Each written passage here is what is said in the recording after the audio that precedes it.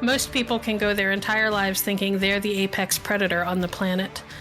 For those who have the scales fall from their eyes, the awakening is often as brutal as it is short. Vampires wrap society around their fingers, using police and judges and politicians as pieces of a chess game. Fae will rend mind and souls alike, and mages, who think themselves mere mortals, can warp the very skein of reality with their will. Ghosts, or wraiths, promise that even death is not an end, and that there are entire worlds of things that go bump in the night to torment the nightmares of those who have seen the truth. Most buckle under. Some bend the knee and serve in return for their lives and the illusion of safety and security. I am useful, they tell themselves. Others hide their knowledge, go back desperately to lives smaller and less consequential for what they have seen. Others can't stop seeing the cracks in what they call reality and find release in a razor, a swallowed bullet, or a straitjacket. Then there are the true madmen, the ones who stare into the abyss and say, "Fuck it. If it bleeds, I can hunt it." Let's tell a story about the madmen.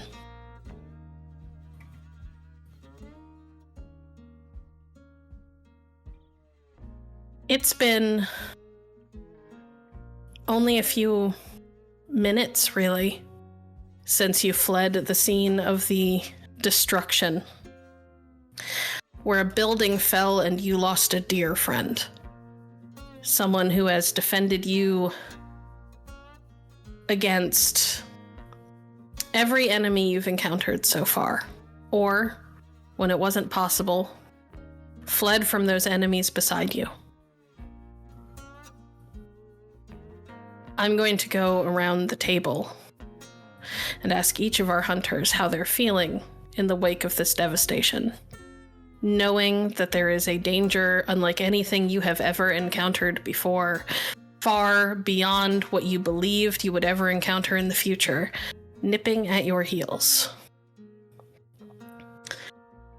Rosanna.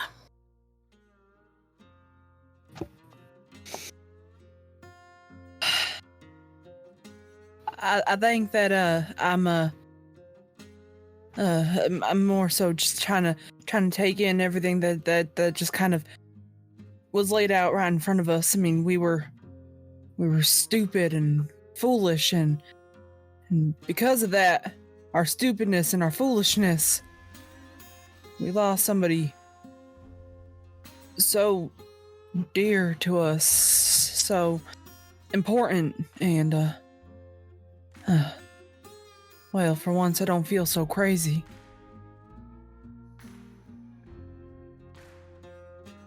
It's been brought to my attention that for the first part of that, nobody could hear you because for whatever reason, our streaming thing decided it wasn't going to pipe through Discord, it was going to pipe through my desktop. It's been fixed. I apologize. Let's see. Viktoria, how are you feeling? I'm panicked. Jillian was so dear to the cell, really brought us all together. Like, we all played our parts, bringing in people here and there. I brought in Rosanna. Jillian brought us all together, and it's like our beating heart has been plucked. Like, we're still moving, yes, but where do we go from here? And that thing is not far behind us, and I didn't think it got this bad.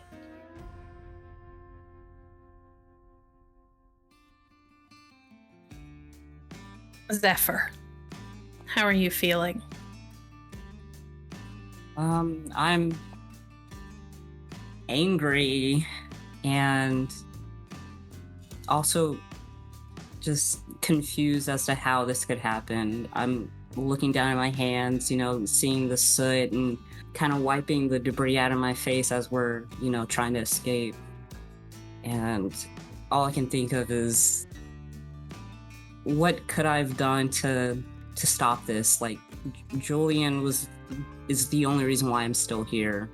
She was there from the very beginning and got me out of the situation we were in before, and I'm just angry, just blind rage. Just, we gotta, like, what the fuck? This is somebody's fault. Arthur. Arthur is hearing things, and they make sense, but I'm not understanding any of what's going on around me because my mind is going to different places. I'm seeing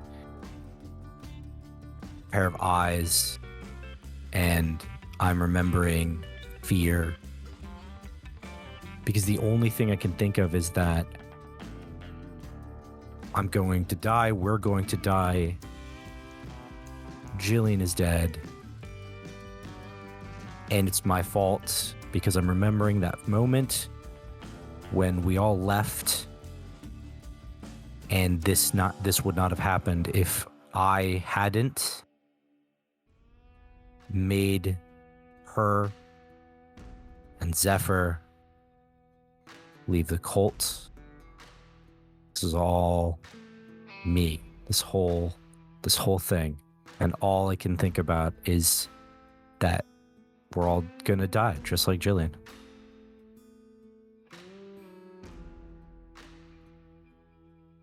You can hear sirens in the distance. They are somehow all at once growing louder and further away, as if you are simultaneously rushing towards the same place, but away from it. Perhaps it is because the sheer magnitude of the explosion has caused a multi-alarm response from around the city. Perhaps it is a trick of the mind where everything seems so much bigger and so much more intense, but at the same time not entirely real. It's like living in a nightmare and you know you should be able to wake up, but for some reason you just can't.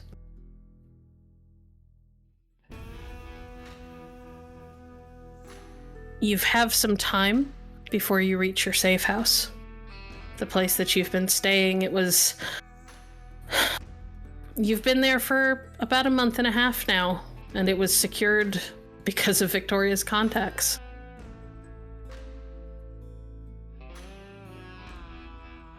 What do you plan to do?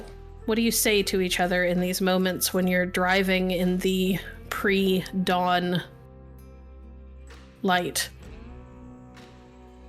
You could barely make out the sun on the horizon.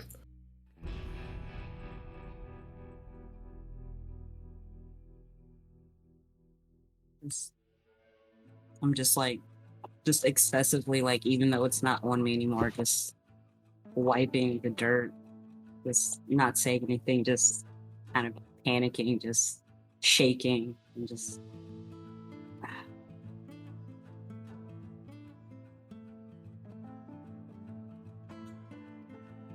This isn't right. This...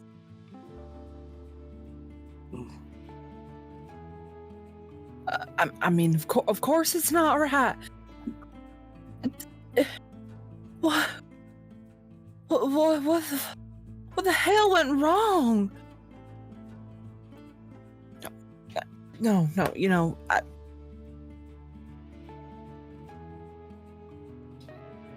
I know what went wrong. We have a few successes here and there, and we have this big head about us. Go in and we fight something we're not ready for. I knew better, and yet I was the one saying, hey, let's go in there. And you know what? Life sucks, and then you die. Yes. That's exactly how it is. We've reached that point. Life has sucked, and now we die. no. But she didn't have to die. And we didn't die. But a part of us did. And I can't just sit here and try to feel comfortable after.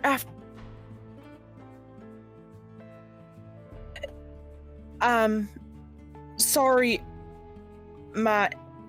I'm sorry that my information was misled. I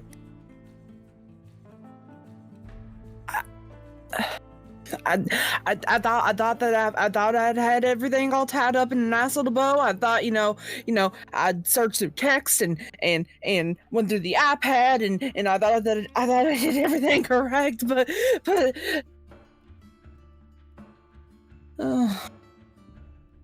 obviously there's things other than blood-sucking night crawlers,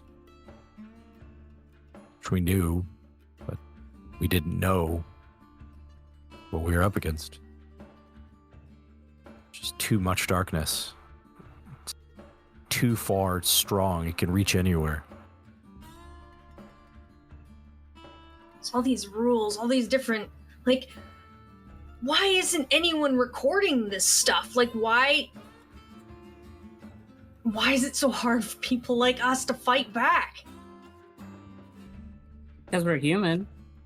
I mean, there's only so much we can do. These creatures literally, they can make you forget your name or forget, like, what you even look like.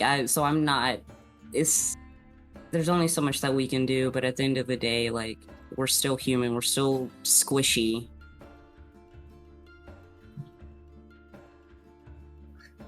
How do we... Yeah, we're certainly squishy, I agree, but the overgrown puppy dog we just fought literally broke through walls. Yeah, no. Maybe we should just get back before it finds us, which I'm sure it's probably already on its way right now. It can't still be alive, right? We brought a building down on top of it. It can't possibly. The fact that I don't it accept broke that. I down can't. doors. That's no. Like I'd rather be safe than sorry and just get the hell out of here. All I want to know is, are we sure that it was the only one? Something tells me if there were multiple, we'd all be dead right now. But we don't know how those things act.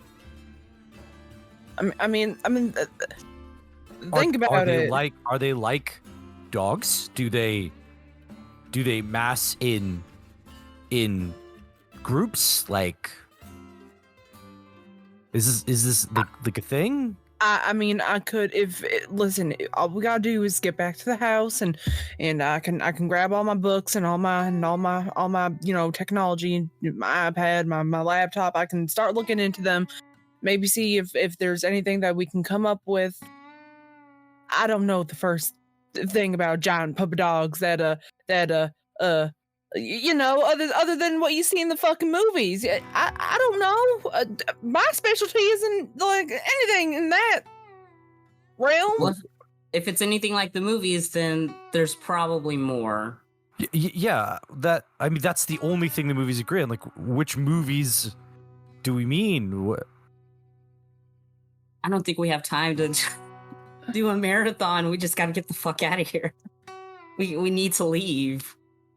I'm just hoping we can... This car drives faster than that thing can run. Yeah, and, where are we gonna go? Doesn't matter. I mean, we could always try Florida. Well, couldn't we just... No. Can't cross the border, can we? No. No. Yeah. I mean, what would that even get us? They would just... These things don't care about political boundaries on maps and... Probably not. Maybe if we just keep going, it'll get bored. I don't know. I'm sure they have other things to worry about. We exploded it. If someone exploded me, I don't think I'd get bored and lose chase. I mean, to be fair, if somebody exploded us, we wouldn't be, alive. Yeah. Okay, I think that all we can really do right now is just, go back, recruit, breathe. I think we need to breathe. and then maybe we talk about playing, get like one of them old-fashioned road maps and a map out where we need to go next. Maybe, lay low for a little bit. I think laying low for a little bit might be just perfectly fine. Yes, Arizona. Oh. I know it sucks. I know, but follow me here. Follow me. I've been there a few times. It is hot and sunny all the time. Like, strangely, day more than night. I think we need some sunlight. That would help. I have no opinion on where we go. We could regroup and figure out where to go next. I don't know. We could try Connecticut. What the fuck supernaturals in Connecticut? So the weather would rain, cloud coverage, long periods of darkness, trees. You realize that not like every even in the movies, like not every supernatural is like a vampire, right? Like things can't, like I'm pretty sure giant puppy dogs can go piss on a fire hydrant in the sun. I mean, I'm okay with Arizona. I'd much rather deal with the heat. To be fair, I'd rather Arizona than Connecticut. The humidity just kills me.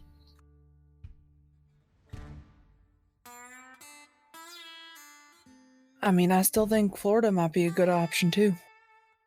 I mean, that could be where we go. I just think that we should go to Arizona and figure it out. At least give us the time we need to figure what are we doing here. Like, this is... We shouldn't even be alive. Well, since we are alive, we should be getting the hell out of Dodge. Yeah, I mean, we need to also think about basics. Where are we going to stay when we get to wherever the fuck we're going? How are we going to continue funding this? And are we going to even continue this? I mean, I don't feel right doing anything without Jillian. No offense to any of us, but I've seen how all of us fight, and it's not great. Sure.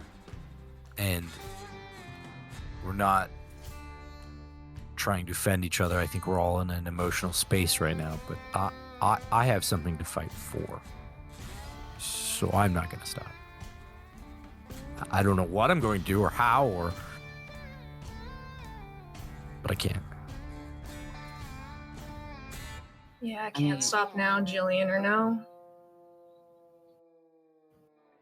I mean, I don't even think she'd want us to stop fighting.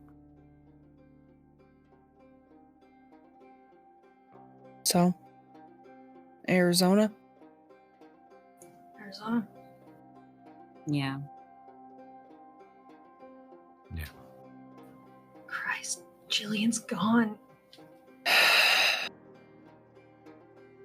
I know. You have the beginnings of a plan. You know where you're going first. Thankfully, it's fairly simple. There's an interstate that goes east straight out of the state. And you've tossed the idea of going east around. If ever there was an emergency, it's the one direction you've got the most amount of space to cover with. You arrive back at the safe house. What is everybody planning to take with them?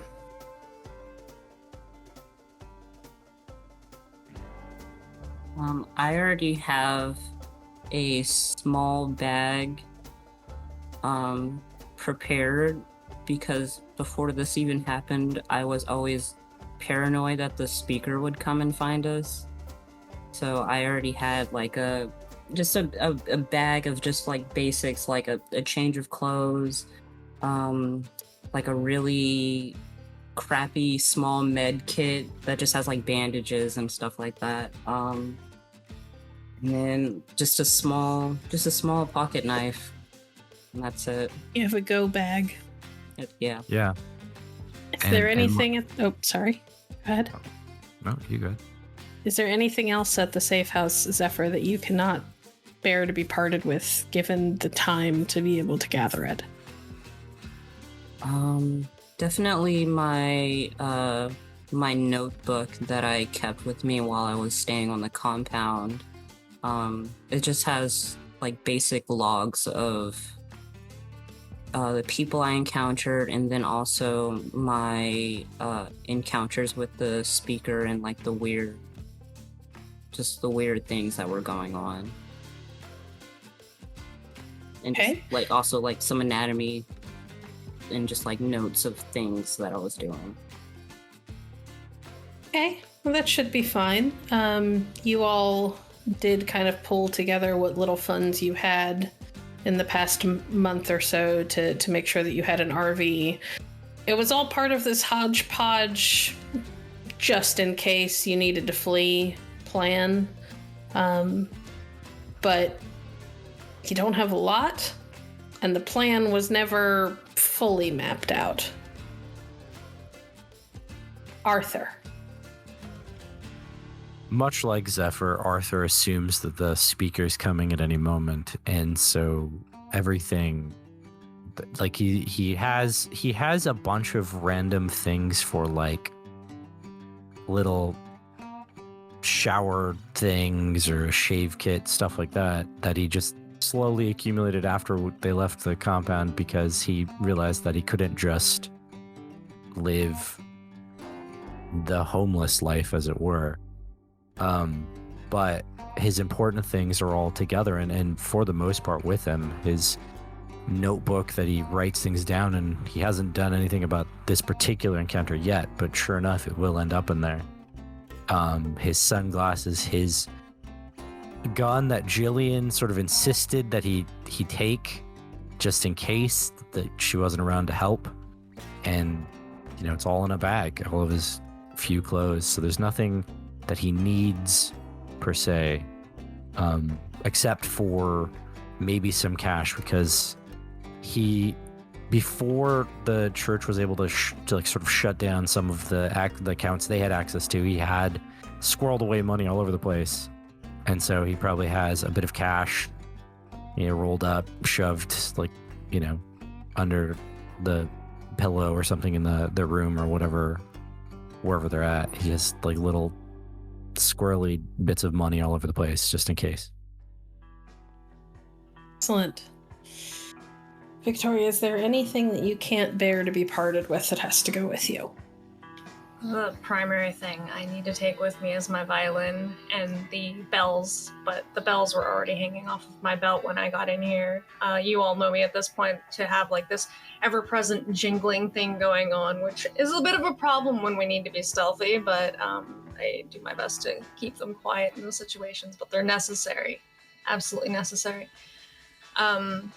Yeah, so there's that. I have a little black book that has names and addresses of people who owe me, contacts I can speak to. That absolutely has to come with me. However, I'm also what you might consider to be a runaway. I left home when I was a teen, so I've been hopping from place to place. I don't have a whole lot of stuff. just clothes, some essentials. That's easy to pack up, clothing-wise. And finally, probably the thing I obsess about the most after getting my violin and bells packed away is just grabbing snack foods. Like, really obsessing about it. I tried to pick which one would be best for the road trip. Like, this is something fun that we're going to do, but I'm not having fun. I'm angry. I'm almost shaking as I'm holding this bag of, like, crunchy cheese crackers and just being like, this one's pretty good. Excellent. Rosanna, I suspect you probably have more that you want to take with you than anyone else. Oh, yeah. I've always been kind of ready to run, especially, given my, nighttime activities. So I have my two of my laptops, a tablet, a couple of old burner phones, and a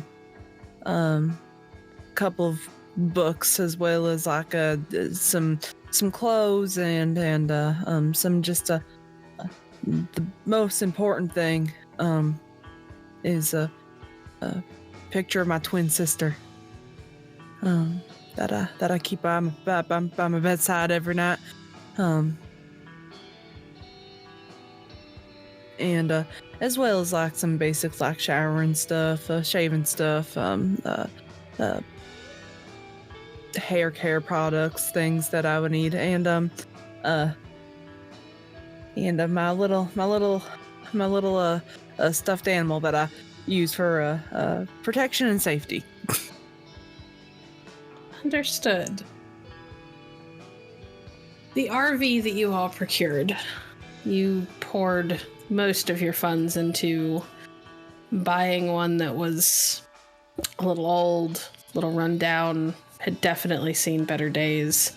For once, Rosanna's OCD came in a little handy because she spent a good 2 or 3 days in there with, you're pretty sure that some of those brushes were smaller than toothbrushes, but she was very determined that that thing was going to be as spotless as she could make it. So while it is worn and old and has seen more miles than it was ever probably intended to, it is clean and it is operational. You took it to a reputable mechanic, had it worked on the best you could, and it's going to be crowded. It's not going to be the most comfortable home, but it'll get you away from here. And it provides a place for someone to sleep after they've driven if you don't want to stop. By the time you get everything packed and you feel reasonably comfortable getting back on the road, and you have closed up the safe house, you've wiped down everything at Rosanna's insistence, so that you know that there's no hint that you were ever there left behind. It is still early in the day, but well after dawn. As you open the front door, there is a paper laying on the stoop, dropped there by the local paper boy, as it is every morning. You don't know who's paying the subscription for this, but they keep coming. And it's been handy for the most part. It's given you it. That's how you found the RV. It was in a want ad that it was for sale.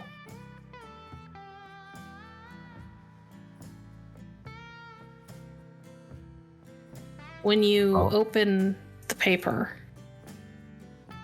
and you unroll it, just out of habit, Arthur, you're not even really planning to read it, but you pick it up like you do every morning, and as you're headed out to the RV, instinct just makes your hands move, and you unroll it, and the first thing you see explosion shatters quiet morning. And there is already a story in the paper about the Shoals apartment building, which was historic. It's been around for a while. In fact, the story goes on to mention that at one point a famous author lived there before they got big.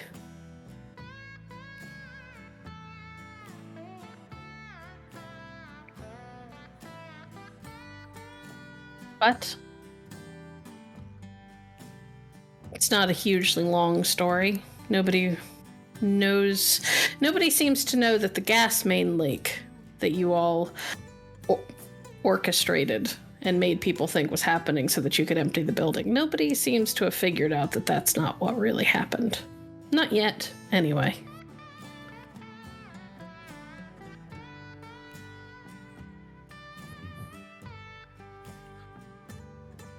Arthur puts, I put everything back into the RV, assuming that, like, Zephyr and I were probably the first ones done getting our stuff and wiping things down. Before everyone else is coming out to get in the RV, Arthur just kind of is walking around it, talking to himself, and if anyone's listening, they hear just, like, random words. He's praying or something, and you just hear things like, Lord Jesus, Sovereign King, protect us from the blessings, keep the powers of Satan, things like that, as he's walking around the van.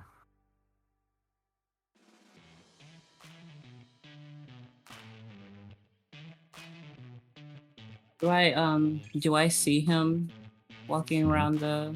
Yep. Okay.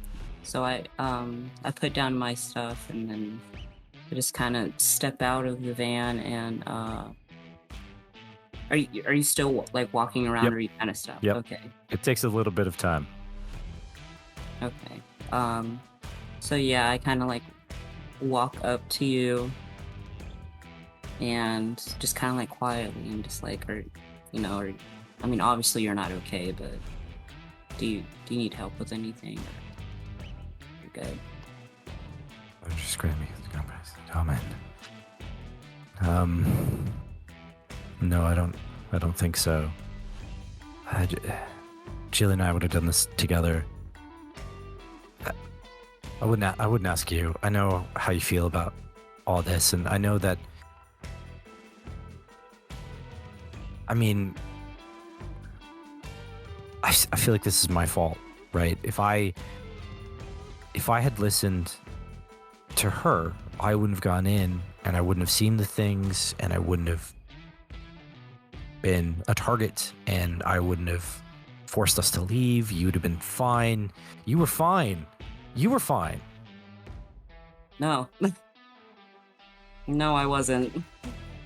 I mean, I probably wouldn't be alive if Jillian was on board with leaving. That wasn't, I mean, sure, I was still alive and well, but I mean, I was at the end of my rope, but I had to leave. And the only reason why I decided to, I guess, not tag you along sounds. No, you honestly, you had to speak. If you hadn't have been so honest and forward, I would have been still part of that. And who knows when it would have been my turn or Katie's Lynn's turn or someone else's turn to center with the speaker, right? Anytime. Could have been any of us. Someone who is faithful, and at that time, kind of me. So you had to. It was the best thing. But I could have listened to her, and I could have stayed, and then she'd be alive, and we wouldn't be here hoping that my little prayer, if God is even still listening to me anymore, would help us in any way. I mean, can't. I mean, what's done is done. As much as it sucks to just say that in such a dismissive way, it's, you know, there's literally nothing we can do now that, you know, she's dead. People are dead. So I mean, she would have wanted us to keep going, even if we didn't continue to hunt. She still would have wanted us to continue living, saving people, like, you know, in any other way. That's what she would have wanted. Right. To protect someone, to do what we could do. You're right. You're right. Yeah, just, I don't know.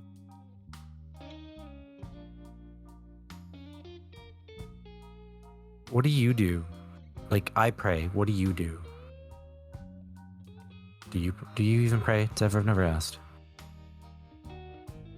I mean, I don't know if it counts as praying, but I just, whenever I'm like in a moment of just I guess, of being lost, even if it's, you know, something minor, I just kind of, I guess, just talk out loud to, I guess, and if somebody's listening, I guess that's cool. It hasn't really worked out seeing where we are, but I mean, I'm still alive, so I guess it works. Almost like you're praying. Almost like I'm right? praying. Labels are cathartic release regardless, right? Yeah. Someone's there, someone's not there. You could be talking to a rock or a stick,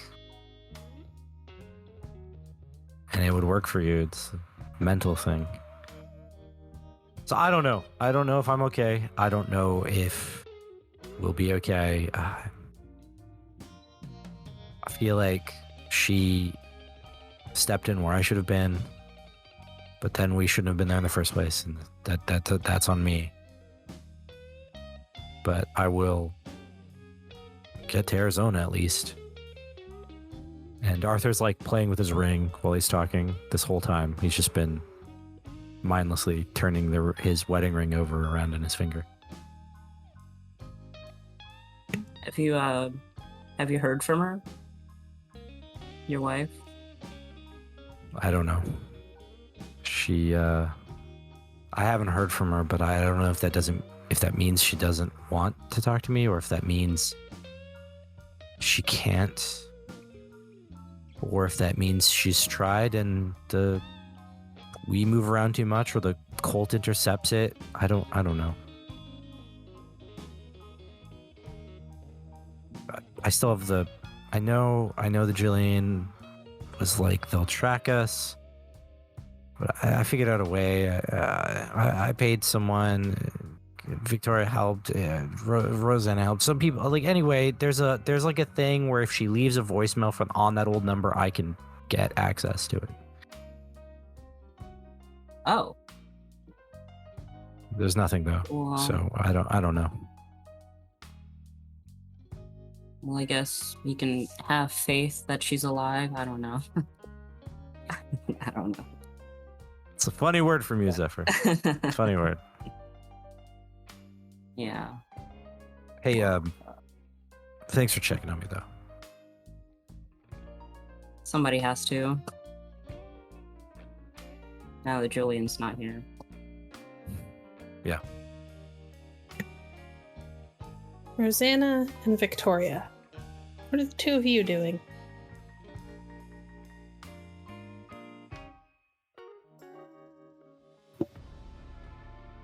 I'm probably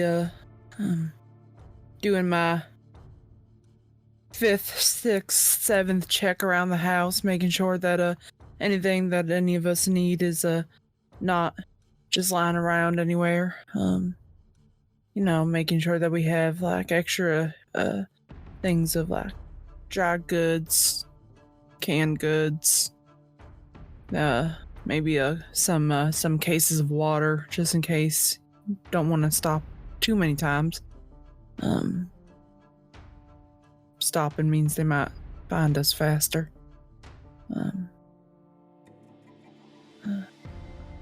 The entire time I have this look of panic and just discomfort on my face, as I kind of like poke through like cupboards and go into closets and crawl under and just double check and triple check and. Right. Well, I think that's everything. You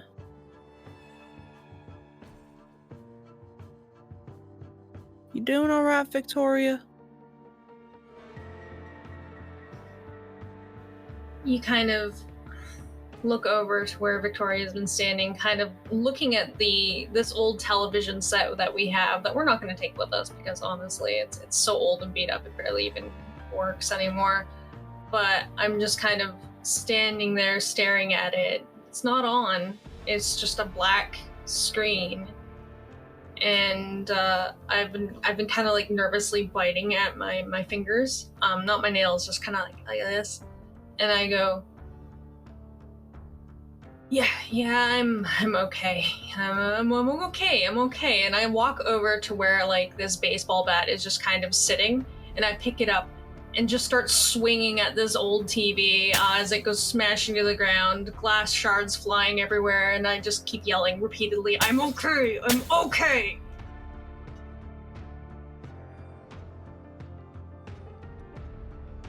It's okay to not be okay. You know that, right? I mean, listen, I know that things have been all over the place, and I think now more than ever, you and I, we need each other.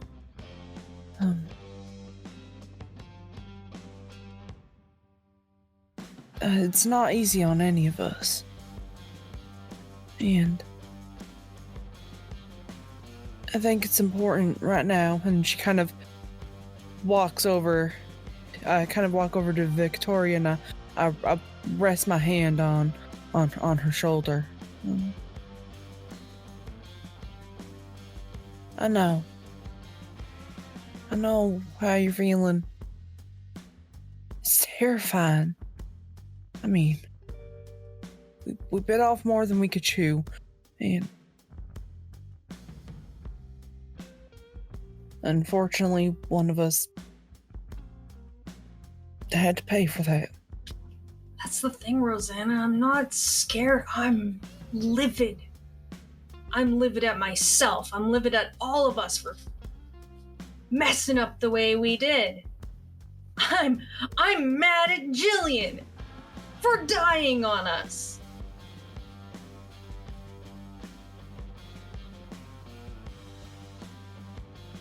I'm mad at us too, because none of us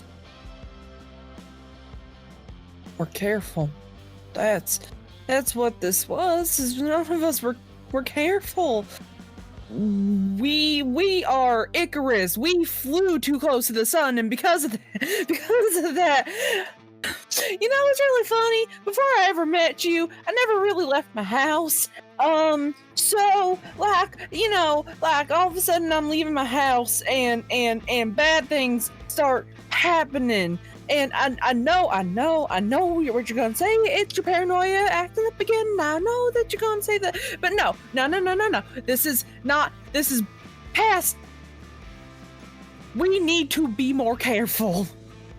And I have said this over and over and over again, but we keep going after these things without really any planning, and we get lucky every once in a while, and that can't happen anymore. It can't. Jillian's dead. Because we don't know how to plan for anything.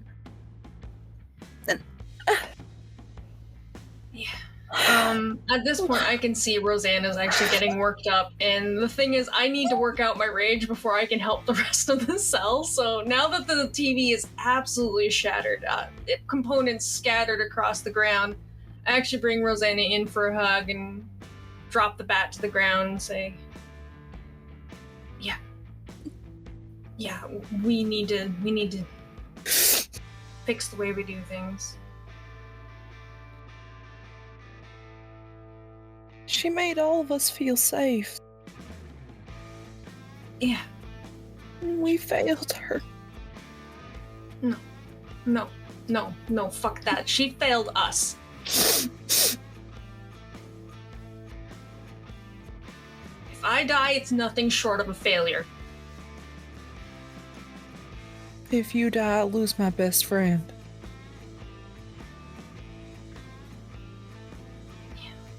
I'm gonna try to avoid that if I can. Do you want some candy? Let's go eat candy about this. I would love some. I got the little purse. Oh, hold on. And I'm gonna reach into my little fanny pack and I'm gonna pull out a couple of those of the strawberry cream candies. And I'm gonna offer Viktoria one. This is my last bunch. And I won't share them with you. We'll get more. And yeah, of course I'll take one. It's delicious. And food is definitely Viktoria's love language, so this is we take a moment, probably tears on the edge of our eyelids, and just kind of like eat candy. Viktoria. Yeah, Rosanna. Promise you're not gonna leave my side. I'm not going anywhere. I absolutely promise this. Cross my heart. Nope, did I? Well, maybe we shouldn't be saying that anytime soon. But yeah. I'm gonna miss her, but I feel real bad for the boys. They knew her longer. Yeah, they worked really closely with Jillian. And if you die, that's my failure. I know you promised to protect me, but these last few months, you and I've had each other's backs, and that's my failure. It won't be. It'll be my fault. I always believe in choosing your own destiny, and I mean, yeah, sometimes death can't be avoided, but Jillian made that choice. And I'm gonna miss her. I'm gonna miss her with all my heart, but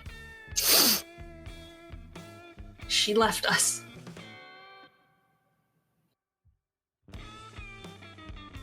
Now we need each other more than ever.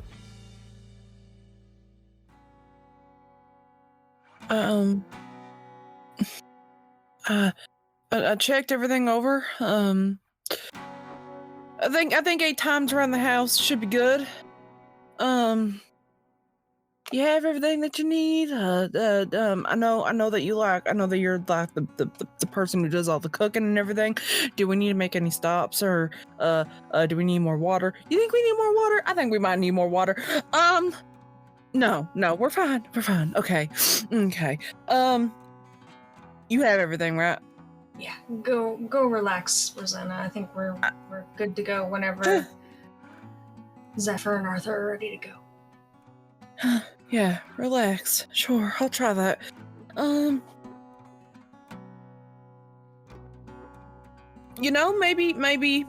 Maybe this is a sign from some fucked up god or whatever.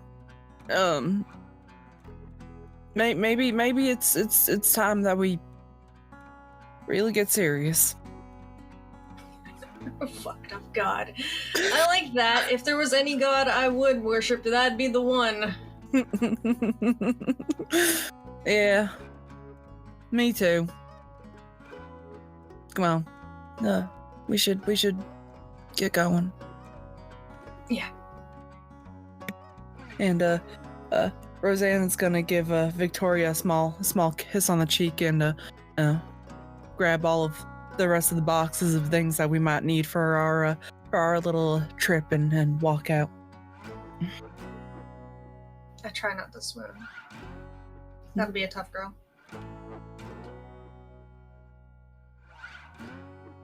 Zephyr and Arthur, you are outside and your conversation is just starting to wrap up when the girls appear at the door. Rosanna, somehow, in spite of everything she has been through and the fact that she is vaguely sweaty and carrying a box that is probably heavier than she has the upper body strength to reasonably hold well, still somehow looks like she just stepped off of the cover of a magazine. Still somehow gorgeous.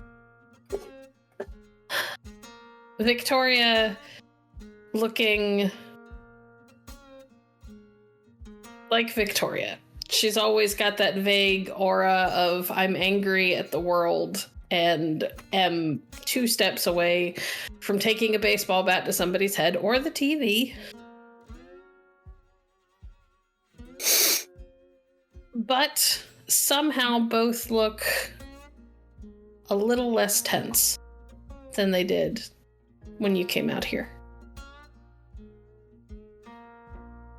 Sun is getting higher in the sky. The morning is slipping away.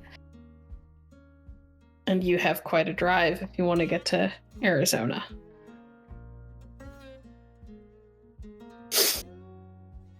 I think we're all running on fumes at this point, too. Probably like the last bits of adrenaline. I doubt we're gonna make it very far before someone, the driver, I guess, needs to sleep. We should. Oh, sorry. Oh. This is outside of character.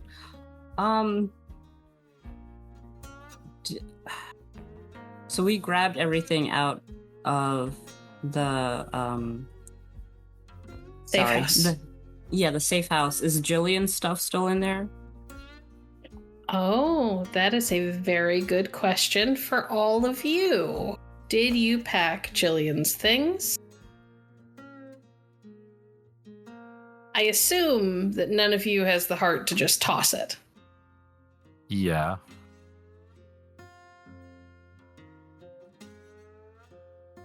Yes, it was packed or no? I want to say yes, it was packed, but yeah, Arthur, you're closest, I suppose. Yeah, so like I said, Arthur was probably already packed before we even left on the mission. So I guess his time inside would have probably been related to that. It would have been hard, but he wouldn't have been able to throw anything away. So, but he's a reasonable, intelligent person and recognizes that if he leaves a bunch of stuff behind and someone eventually finds the safe house, or inevitably the rent comes due and we don't have the money for it, and so somebody just like takes over this property, there's evidence and it would get found.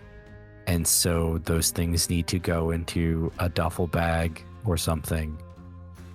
And so it's as lovingly as it could be shoved into a duffel bag.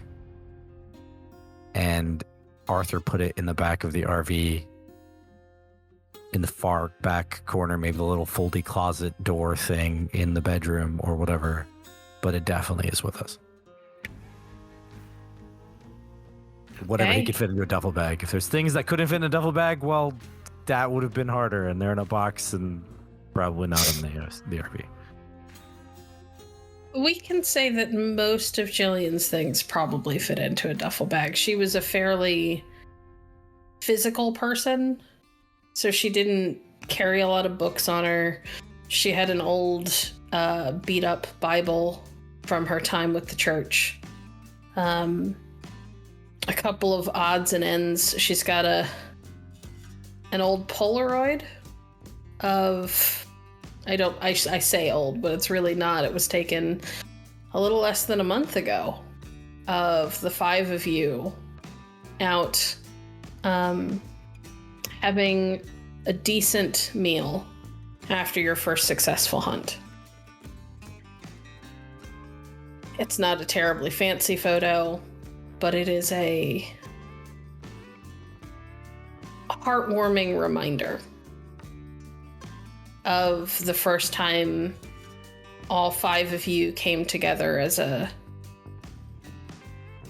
single force with a shared will.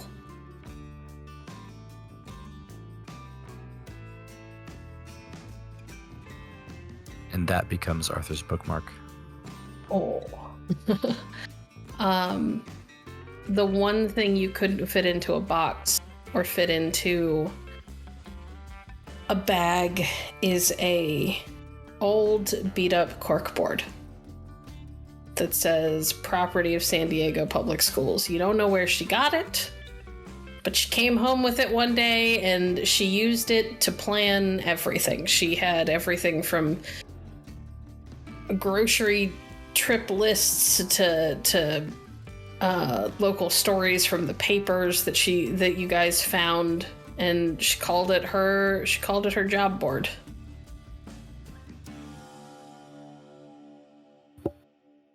That gets set up in the RV in the small kitchenette with a handful of Post-its and maybe even that article from the morning pinned to it.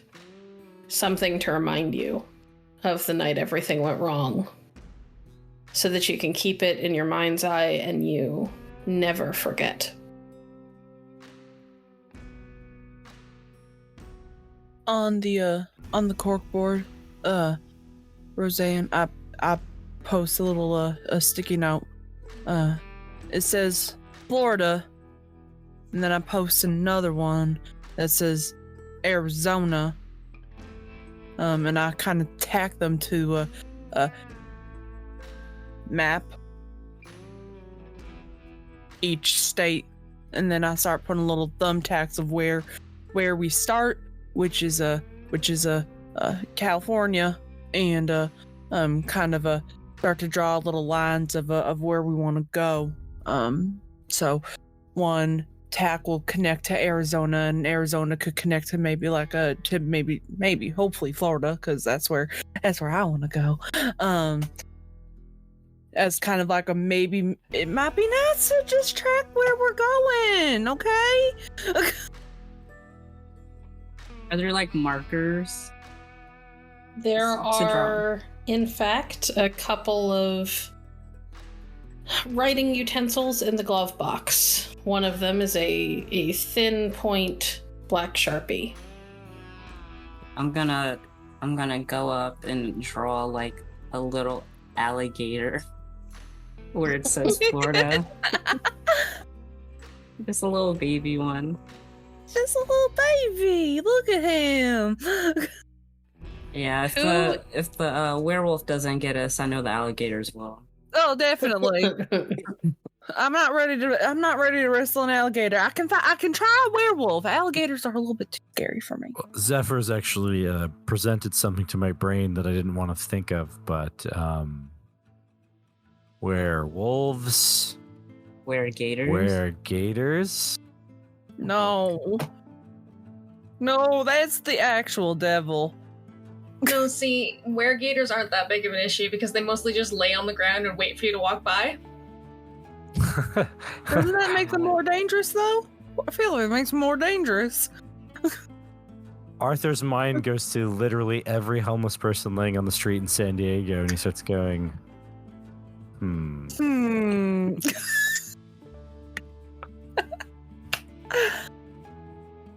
She would have loved this. I mean, didn't she tell us about the alligator in the sewers thing? Wasn't she big on that being a thing, maybe? She would have loved this conversation. She would have loved this conversation. But you know what? When we get where we're going, we gotta, oh, you know what? We should try Gator in her name. Y'all ever eat gator before? Yeah, it tastes like chicken and fish had a baby. Yes, exactly. It's a delicacy where I come from. Yeah, same. Yeah. We'll have Gator in Jillian's name then. Hey, who is driving?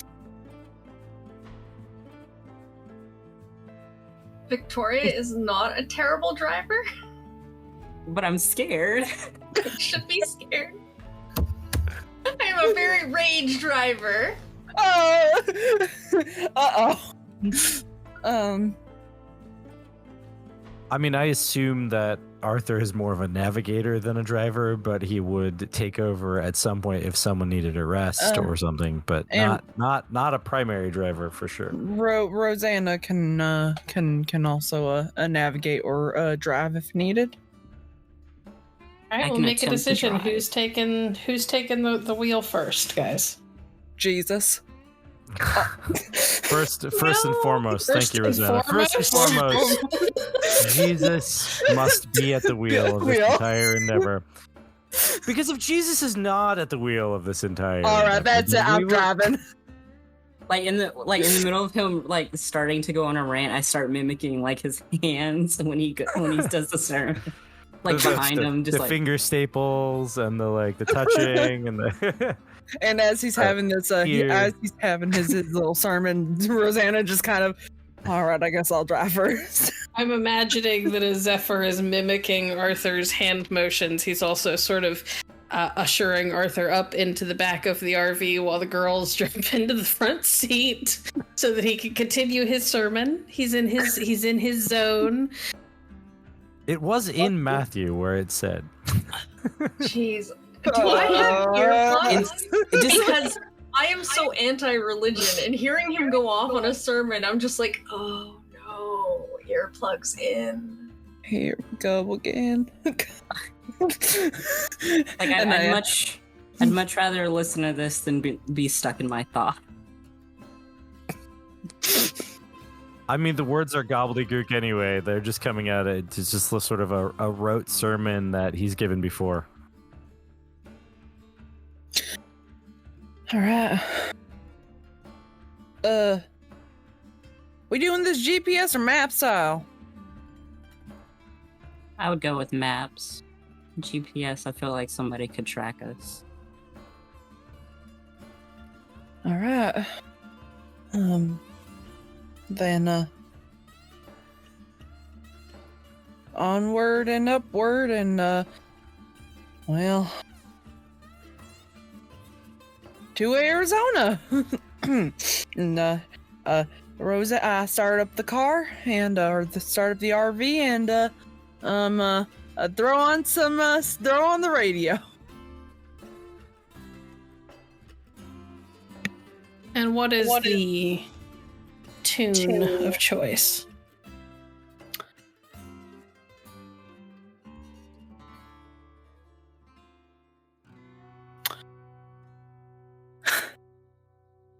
Don't Stop Believing by Journey.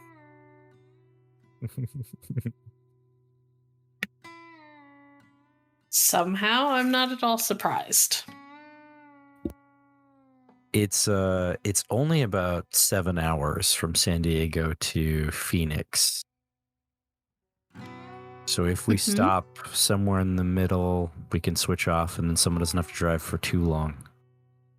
Maybe one of us should sleep, and it sounds like everyone's ignoring me, so maybe I should sleep first. I mean, if you want to. I mean, I don't want to. I don't want to sleep at all, but it would be impractical for us to stay awake for 7-8 hours straight, all of us, and then also try to trade off with each other. Good idea. You sleep, I sleep, and I'll be your spotter when they sleep. Right. Excellent. Rosanna, you have the first leg of the journey. Are you planning to stop anywhere along the way, or is this we're only stopping for gas and otherwise it's a straight shot?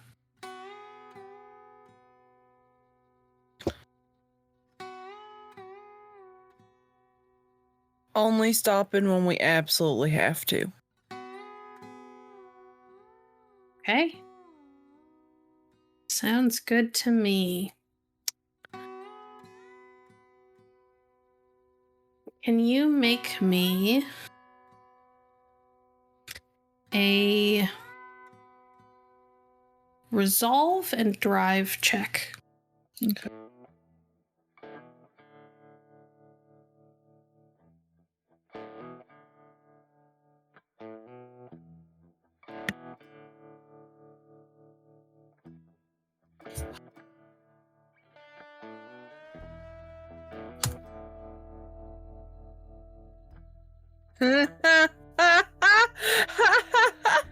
Can I spend a willpower to reroll 3 of those dice? You can absolutely spend a willpower. 0 successes. Excellent. Very, very interesting start. I'm not in this. I'm not in my right mind right now. I miss Jillian. Jillian was the driver. So you thought you were okay. And at first you were. The first couple of miles were fine. And then you remembered it's rush hour.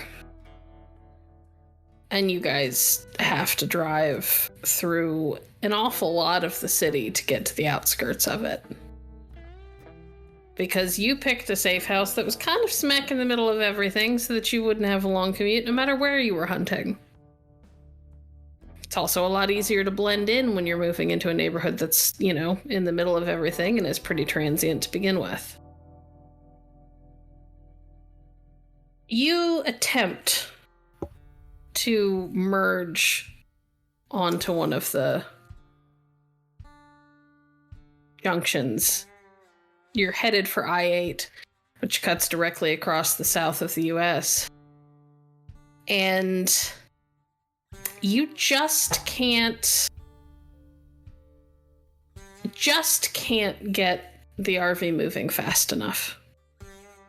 And as you are attempting to merge into traffic just flies by and somebody lays on the horn and you end up having to swerve off onto the shoulder. You scrape the front right bumper against the safety guards. Viktoria and Arthur, who were barely asleep, are both shaken rather suddenly and rudely awake as the RV comes to a complete stop.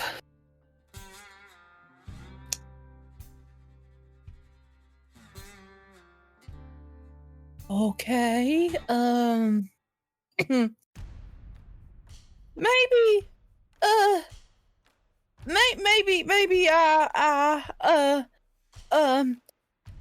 shouldn't be, maybe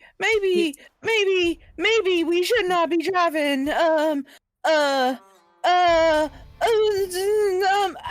Gentle hand on the shoulder. It's fine.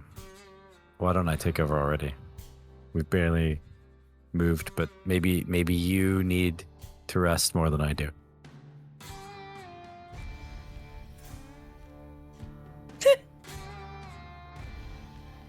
Maybe. Yeah. Sleep sounds good. Sorry. No, maybe I'm just not in my right mind. Okay, I'm gonna get out of the seat now, and I crawl out of the driver's seat, and my own nerve, I accidentally bump my hip bumps the radio, and all of a sudden you hear the nice soothing sounds of Dolly Parton's "Why'd You Come In Here Looking Like That?" and I get nervous and I start fumbling with the radio. And I'm sorry. Okay, all right, I'm out. All right, I'm gonna go back into where we can kind of like rest and hide under the blanket. Back of the RV has a double size bed. It's big enough for two if you want to cuddle a little bit, and there's also a little like couch against one of the walls that's built in, and it can fold out into another bed, but you have that folded out, there's really nowhere to move. As I sit down in the driver's seat, I look at Zephyr, who I assume was in like the passenger seat, and just give like a... I'm just kind of...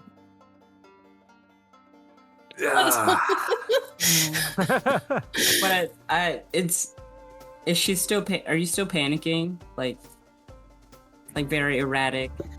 Oh yeah, in the back you can hear light muffled like hyperventilating that turns into crying. I'm gonna. Do we have ice on the bus? Before you do that, as Rosanna's actually coming into the back, I grab one of her hands and I start playing with the pressure points. Something that they tell you to calm down or to stop being upset about. So I'm playing with her hand and just kind of hitting the pressure points. It's very like soothing, and I start asking you like weird, inane questions like list 5 things in the room.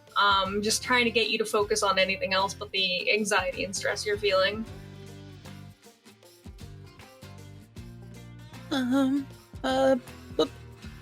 Blanket,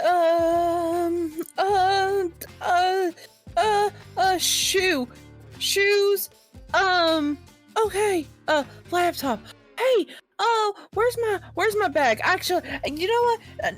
And she's gonna reach in. I'm gonna reach into my bag, and you just see this like old little beat up little like stuffed bunny that looks very old and like worn, and I just kind of like wrap it up in like a hug, and I kind of rock back and forth, and I play with the ears, and you can tell that they're worn and torn, and I just kind of keep them to myself for a minute. I'm like, oh, it's okay. Sorry. Arthur. Mm-hmm. Resolve and drive, please. Okay. Before we actually take off, Arthur's journal was in his pocket because that's where he keeps it. He's gonna pull it out and hand it to Zephyr, and it's like one, like just like handing it over, but before like Zephyr can actually take it, just one rule is just don't lose it. Don't lose it. Okay. I put it in the glove compartment so I can like know where it is. And then I have to do this thing, which is a thing that I forgot how to do. There it is. So resolve and drive. Yes. Hey. Much better. 3 successes. Yeah. And I don't have to roll willpower. You don't have to burn a willpower. Oh, if looks could kill.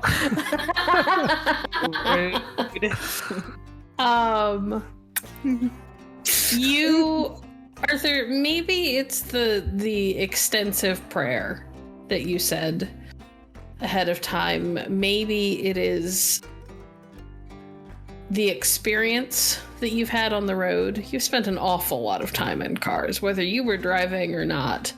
But your nerves are not nearly as frayed by having to drive, and you wait a couple of minutes, watch for a nice big opening because you've got a big heavy vehicle that you've got to fit into it, but you weave in pretty smoothly all in all. The people behind you barely have to slow down. Arthur turns off Journey or whatever, Dolly Parton or whatever was on the radio, and just turns on the calming, dulcet tones of regular talk radio. Now,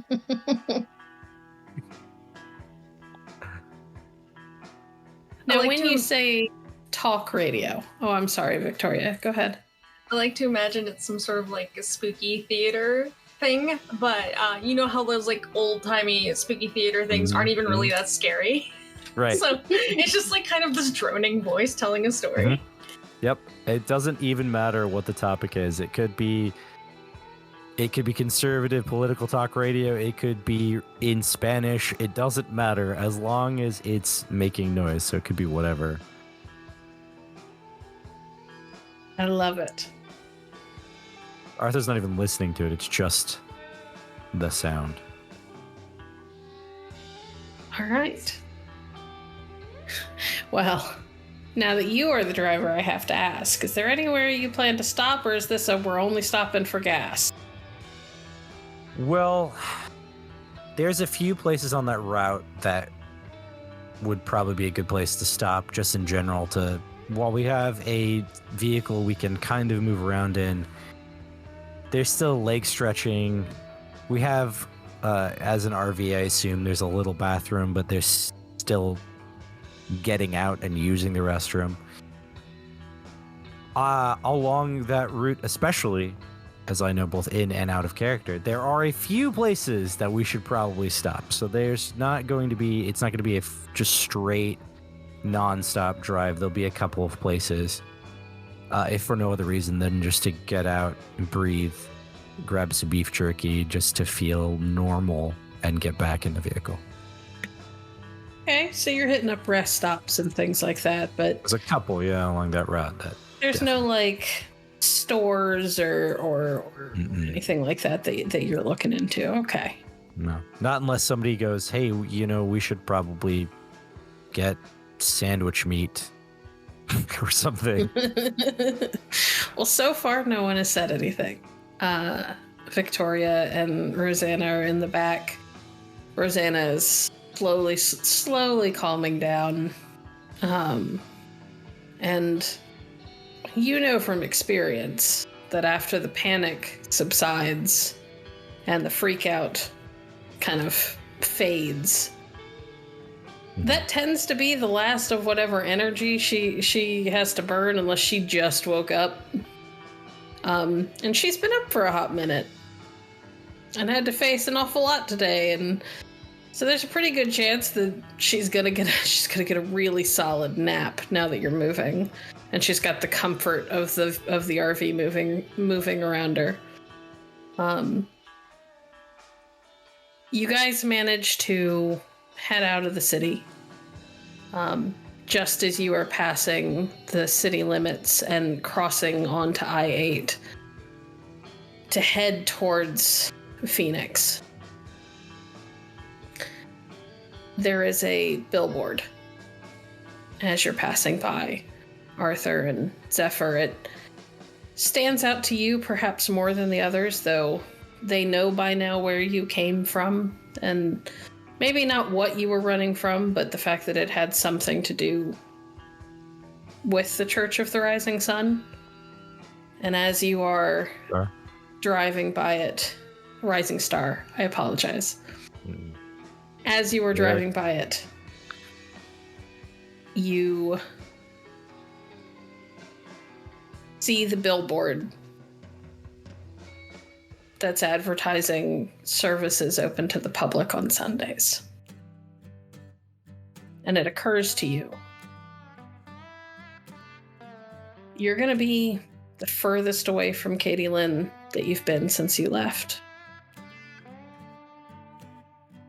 Last time you were this far away from her was when you were still a part of the church.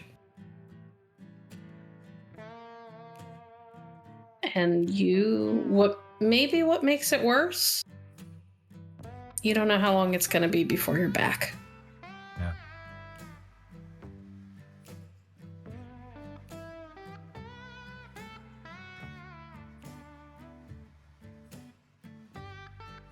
Is there anything you two want to talk about before we jump forward a little bit? All I have to say is after seeing the sign is I don't say it out loud, but I'm just like, I'm gonna burn that fucking place. But like, just like I don't care who's there, whatever. It's done. It's over. Arthur doesn't say anything either. There's just this moment of flashes, and it kind of just seems to drift off for a moment. And then, like, he continues driving. He's still paying attention to the road, but for a moment, it's like his mind wanders somewhere else. And if Zephyr said anything, didn't hear it. The radio also didn't seem to be making noise for a moment. And then it all kind of slowly comes back to. Excellent.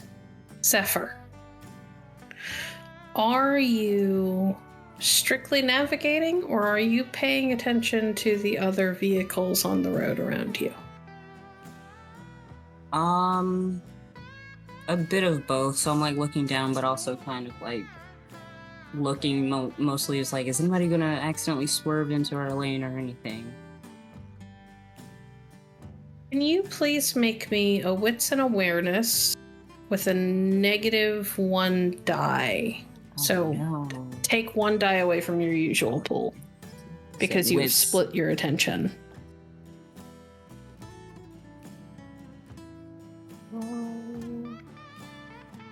It's in awareness. That is.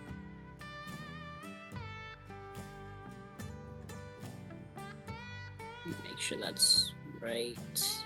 You have to do hunter die, right? Or just roll. Slash dice hunter. Yeah. Okay. Thank you.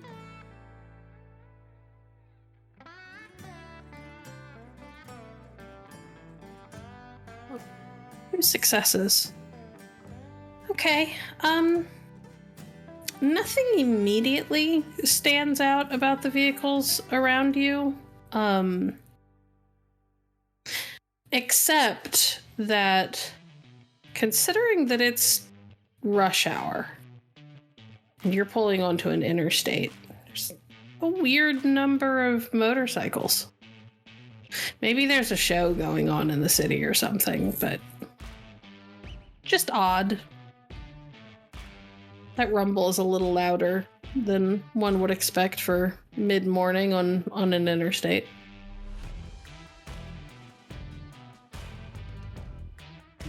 Rosanna. Oh, okay.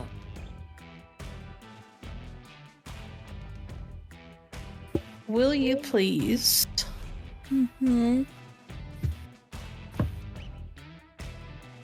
roll me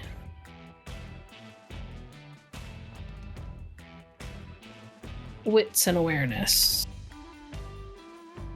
Okay.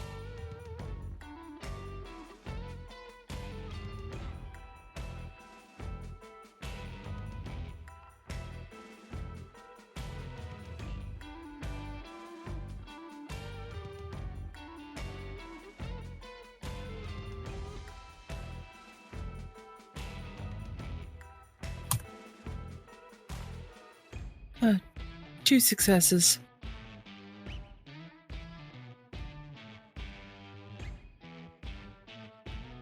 You have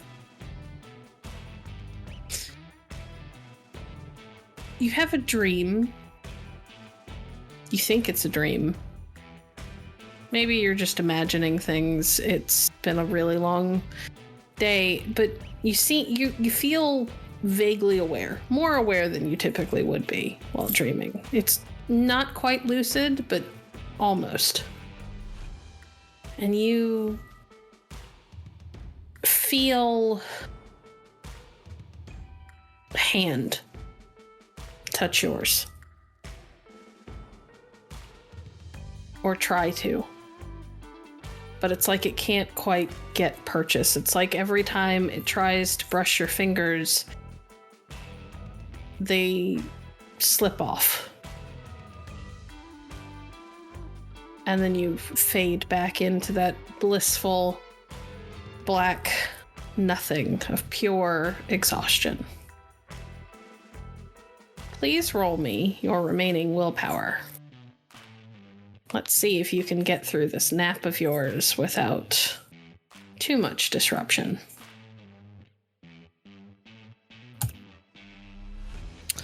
3.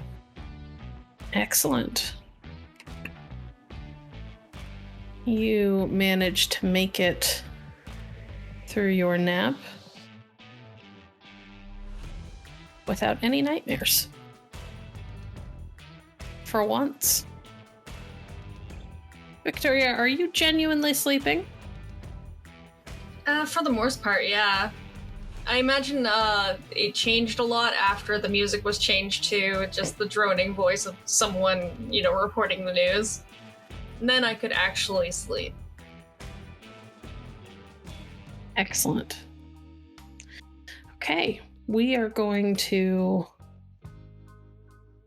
skip forward a little bit to your first stop.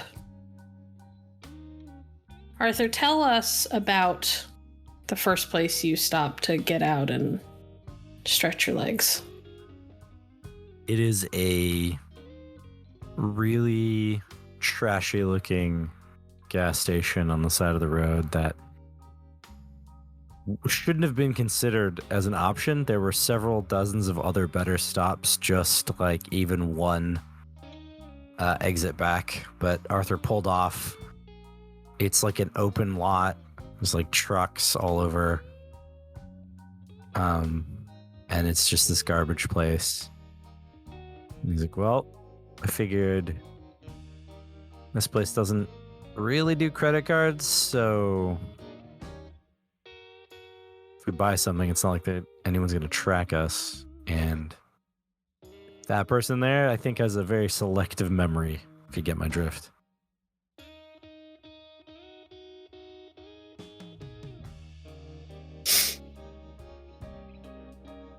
Do we need anything while we're here? Or are we maybe pretty some much good gum, on- coffee. Other than that, I don't think of anything. I was gonna pick up some cup ramen, and when I say that, you all realize that Viktoria has this magical ability to turn ramen, like the little cheap packs, into something absolutely delicious. So maybe that's like, oh yes, kind of reaction, or maybe it's not. Let's get some cup ramen. Yes. Yeah, cup ramen. So I will go in and buy some cheapo food that I am excellent at turning like really inexpensive food into a decent meal. Excellent. While you are in there buying your cup ramen, and Arthur and Zephyr are outside filling up the gas tank, and Rosanna is doing what Rosanna does. Stretching her legs. It occurs to you that because you're driving an RV, it requires propane. However, this place has one of those lovely locking cages outside full of propane tanks. And they do have cup ramen on the shelves. You're not sure how long it's been there, but thankfully that stuff would survive an apocalypse. So with the Also- coffee. Also, why we keep it around. Is there anything you're going to get other than paying for propane and cup ramen? Oh, well, gum was mentioned. More coffee, which, Okay. I mean, I think we run on, as a hunter, sell on coffee, so the Java is necessary. Other than that, like, I don't know, lottery So- ticket. Do they have those strawberry candies? Oh, the ones that you like. Oh. Ooh. Why don't you, Rosanna, roll me just one die. Let's see if you get lucky.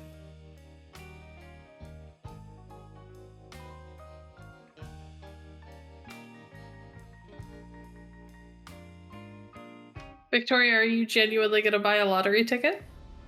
No. Hell yeah. Are you buying like a scratch off, or are you buying like Mega Millions? Scratch off.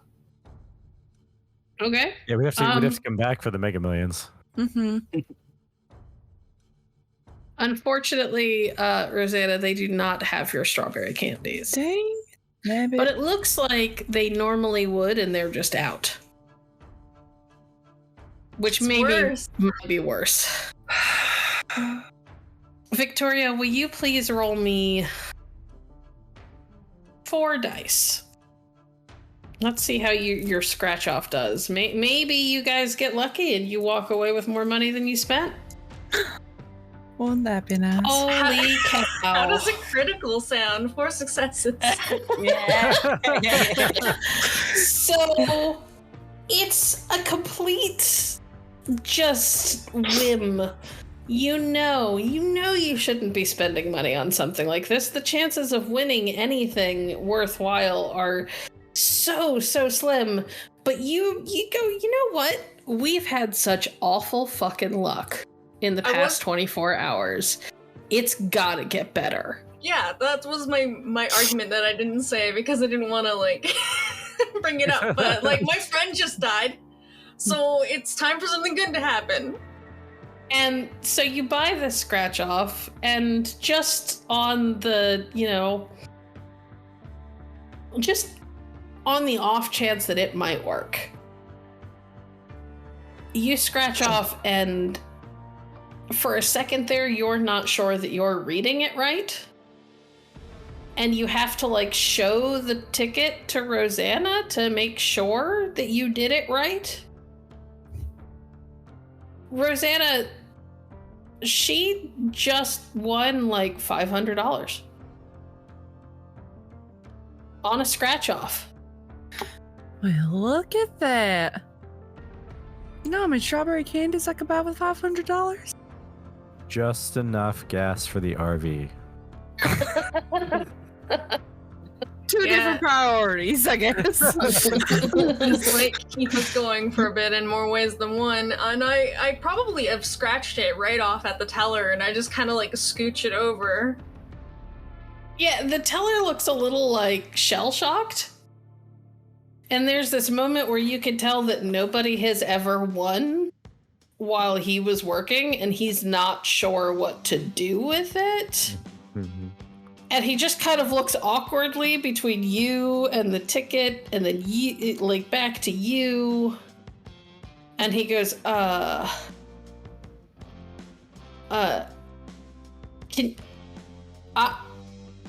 don't think I have that much in my drawer. I have to go ask the manager to open the safe. I'll be right back. Okay. And he just sort of, like, awkwardly turns and leaves the counter.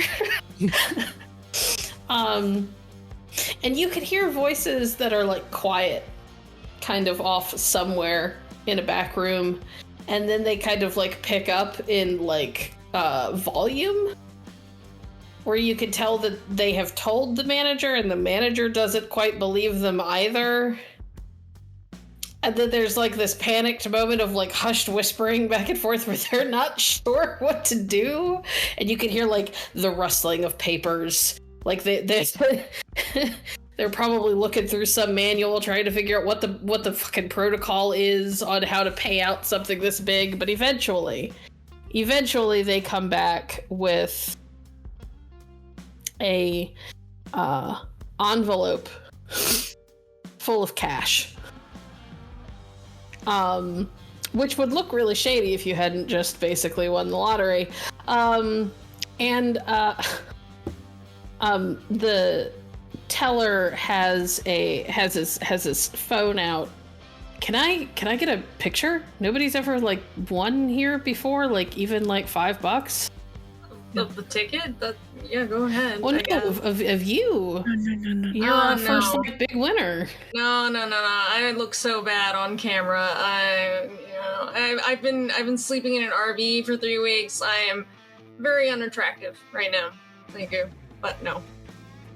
Can you make me a charisma persuasion roll, please? I'm very good at these.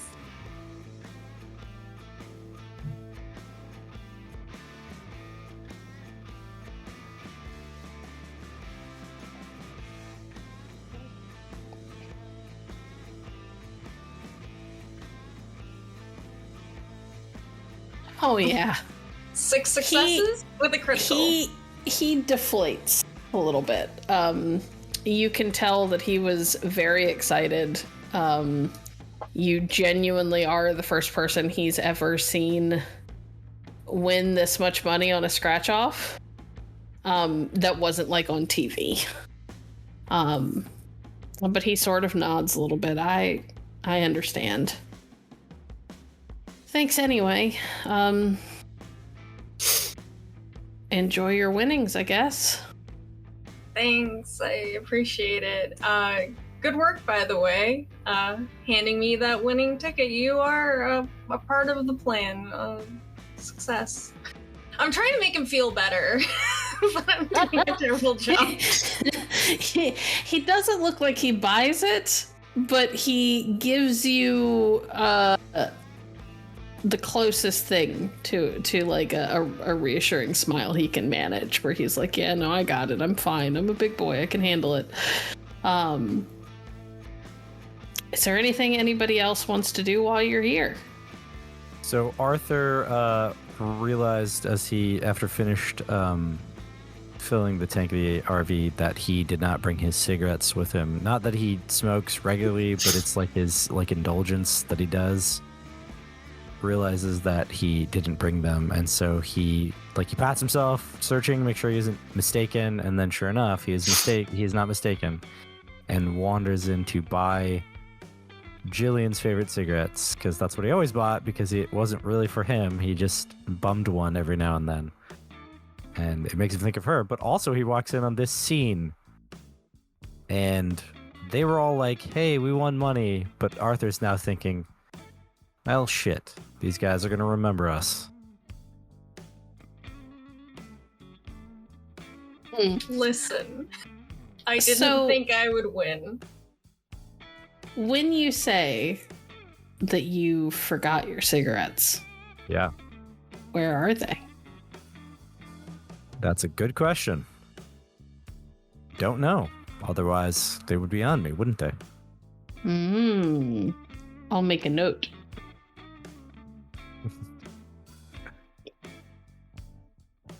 Gotta drop little things for you there, Gia.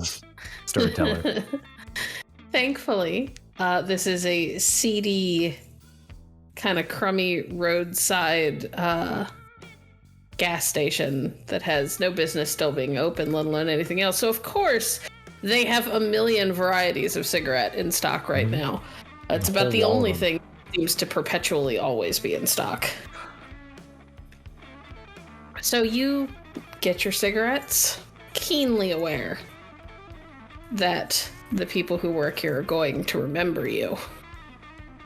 They're going to remember the people who walked in, bought a scratch off, and walked out with $500. Is there anything anybody else would like to do?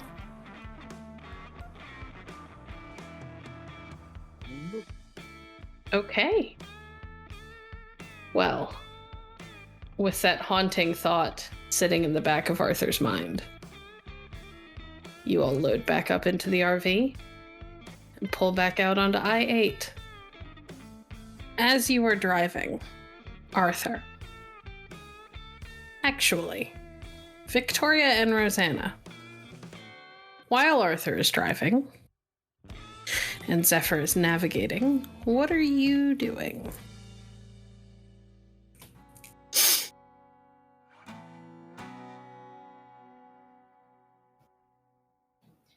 Honestly, just kind of like busy work, because there's not much to do in the back of an RV, so I'm kind of checking over my bells, probably checking the strings on my violin, even though I know they're already in great condition and that it's tuned properly and it's not a problem, but just kind of focusing on anything really. Occasionally I'll bother Rosanna with some stupid question. I should admit that I'm not exactly the smartest person, so I have a lot of questions when it comes to just a lot of people would consider it common sense, but I need to clarify. And I've been kind of tapping away on my laptop. The one with the heavy security on it. Excellent. Are you attempting to reach the dark web while you're on the road, or are you just messing around offline?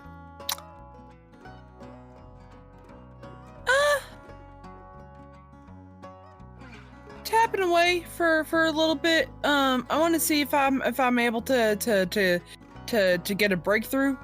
I want to see if I can reach out to my community of like-minded individuals. And again, every now and again when Viktoria asks me a question, I'm quick to answer whatever she needs. I figure that's how it's kind of been for the last few months anyway that we've known each other. Excellent. When you go to reach out to your community, this is a fair bit earlier than you were usually online. Mm-hmm. But you pop up in your chat room, same place you usually go. Is there anyone in particular that you are looking for? Anything you want to talk to people about?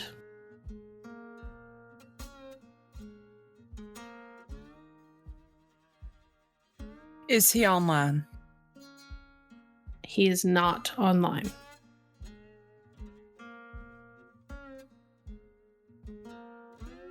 I'm not going to be super talkative to the others. Not right now. Not until 8 o'clock on the dot, where everybody who's known Rosanna for a little bit knows that for some reason from 7:55 to about 9:02, she is in her room locked up, and like the doors are always locked, and she's just kind of doing her own thing for a little bit. But once 8 o'clock rolls around is when I'll start being social again. Well, at least with my community. For now, I want to kind of poke in and see if I can dig up any information of what it exactly was that we came into contact with the day that Jillian died. All right. I want to access my secret library. Okay. That answers the question I was going to ask. Can you please make me... I don't know, does library have a specific dice pool that you were supposed to use? It's resolve and occult. All right. Give me resolve and occult then. Okay.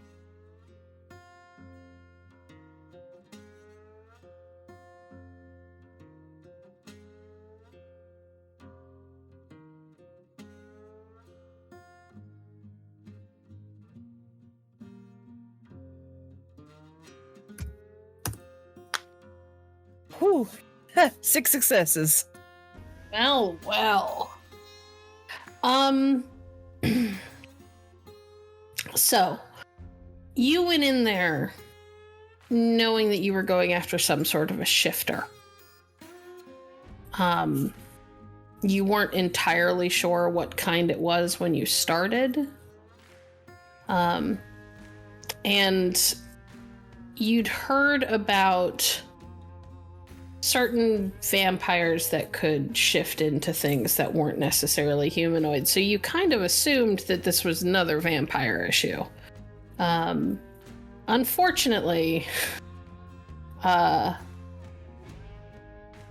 you probably should have observed your quarry a little bit longer before moving, because now that you're referencing what you saw and what it could do against this library that you've got built up, you have come to realize that that was definitely a werewolf. Definitely a werewolf. And despite how utterly fucking terrifying it was, and the fact that it was just a machine of destruction, from what you could see, it probably wasn't even a particularly old werewolf. It was a little sloppy. It wasn't quite as capable as one of the more experienced wolves would have been, despite all of the damage that it did, and despite the fact that it took bringing a building down on top of it to stop it from killing you.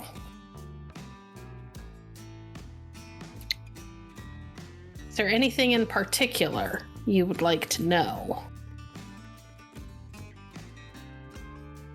I'm going to use my perk. Okay, what does your perk do? It tells me exactly who they are.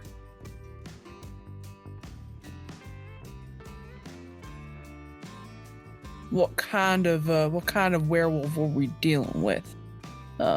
Any patterns that might have signified what exactly it was that we were dealing with. I mean, there are different types of blank bodies in this world. So, are there different types of werewolves? There certainly are.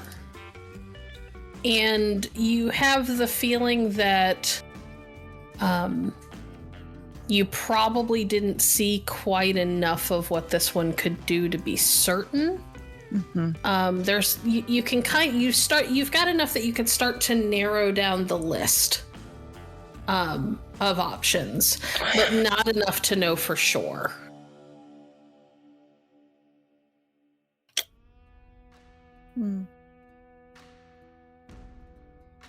However, there is plenty of generalized information that you can definitely have because it applies to basically all of them. Mm-hmm. If you would like that information, I can provide that to you now. Yes, please. They obviously can take on the form of a human or a half-wolf. You saw them like a half-wolf, where it was like a big bipedal wolf creature. Mm-hmm. They also are capable of turning into normal wolves. Mm-hmm. Like vampires, they are vulnerable to fire. However, they are very capable of regenerating the damage that is done to them. Mm-hmm. Faster than most blank bodies. They are vulnerable to silver. And they struggle to regenerate that damage. In fact, it seems like just touching silver can harm them pretty badly.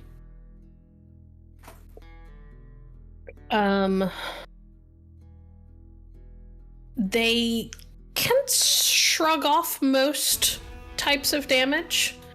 And, you weren't sure at the time if it was just how horrifically everything was going and how poorly everything went.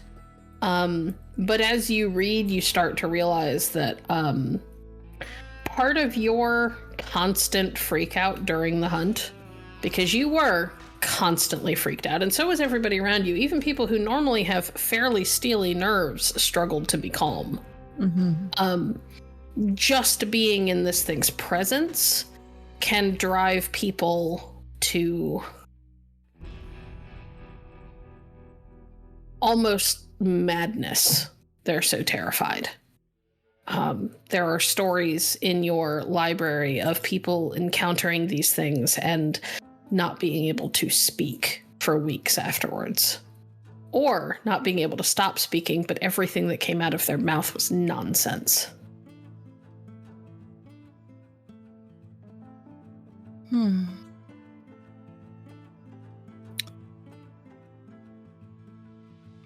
Viktoria.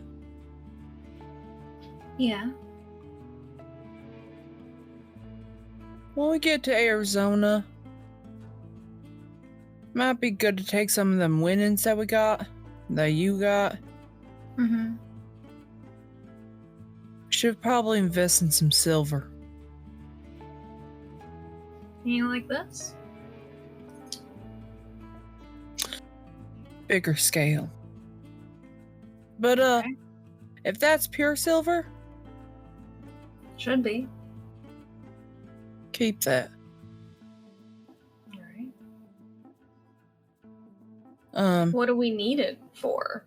So, I'm looking into, what exactly it was that we had to,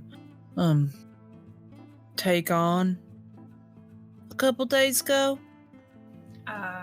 Big angry puppy? Mm-hmm. Big angry puppies, did you know that they don't like fire and they don't like silver? Well, I love fire, so that's news that's good to me, but the silver comes as a little bit of a surprise.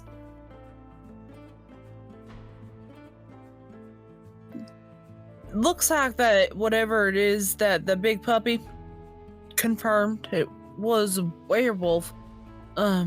They regenerate super fucking fast, but fire kind of sort of slows them down. Silver completely slows them down. And you know how I was kind of like a babbling mess during that fight? Mm-hmm. That is because they've got some thing about them that when like normal people are around them, it basically drives us close to madness. Huh. That's interesting. That's also something I can maybe solve in due time.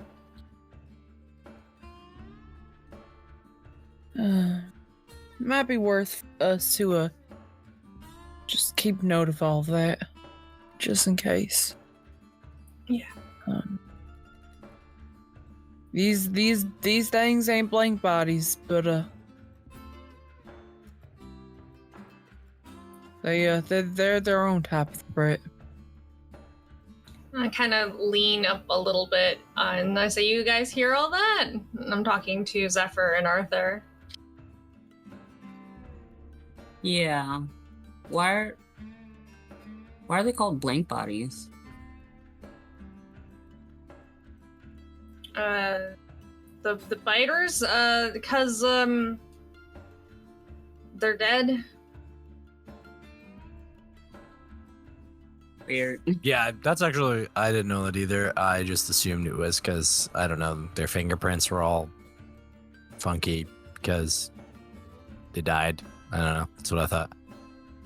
Rosanna, you were the one to kind of introduce the term blank bodies to this group, and you know, having picked it up online and having asked yourself because you were a little confused, it is because when a vampire passes through most technology that would scan things like vitals, there's nothing there. Mm-hmm. There's no hint of life. So they show up as blank.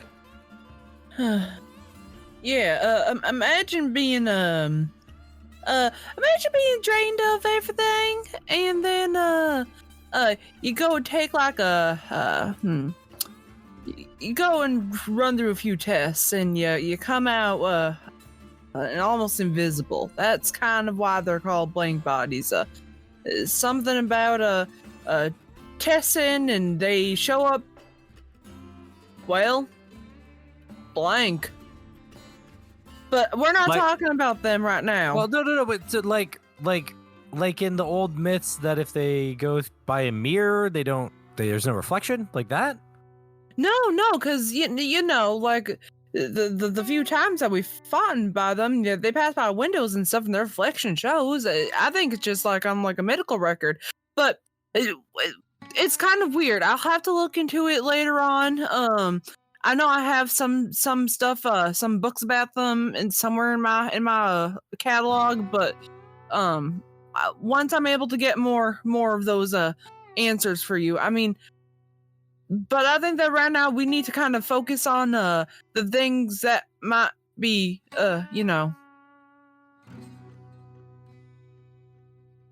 Sure. facing us? Yeah. Yeah. Yeah. Fire, silver. They are quick to heal. Different forms. They can turn into wolves. And like, I think what we fought was this like half human, half wolf thing. And we gotta see if there's something we can do about the whole going crazy thing. Because that hindered us a lot. I mean, not Yeah, that we'll. I mean, like, I don't know. Sometimes I can get them to stop moving. I don't think I could stop us from seeing them and potentially going babblygook like happened to you. Maybe. I can do it with biters. I can't. Like, that was the first time I'd seen something like that. It'll take me a moment to kind of get the sound frequency right, but I can probably stop them from bothering us as well. Yeah. That would make sense. Yeah, I'm following this. This. Your sound thing would help. I mean, it usually does. So It usually does. yeah. The harmonious frequency of whatever it is that calls the mind to bring it together to keep us safe. So I'm not sure how any of this works, how any of what I do or Zephyr does works, but I'm getting it slowly. We all know how Rosanna works. Clickety-clack on the internet. Hey, she found a wealth of information in a couple of seconds. Yeah, that's true. It's a wealth of information we didn't have yesterday. You didn't have to buy it, did you? Bitcoins and whatever? Don't insult me like that. Bitcoin, who do you think I am? Ugh. No, everything that I get is completely... Mostly... kind of, sort of... legal, but not Bitcoin legal. Let's just say I have a very nice, loving community of people who give me nice things because I pay a little bit of attention to them every now and again. Imagine that. Like money slaves? And I'm just like, I bring the map up to my face when I say it.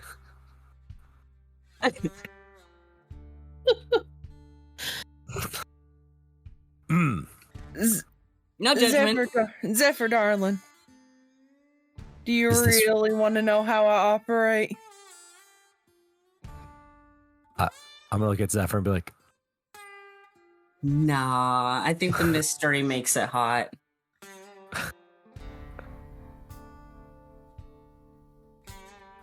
and then I'm just gonna like really lean in for a second, like I'm adjusting the radio or something, and go, yeah, I also think she might have what is it called? OnlyFans? Is that what it's called?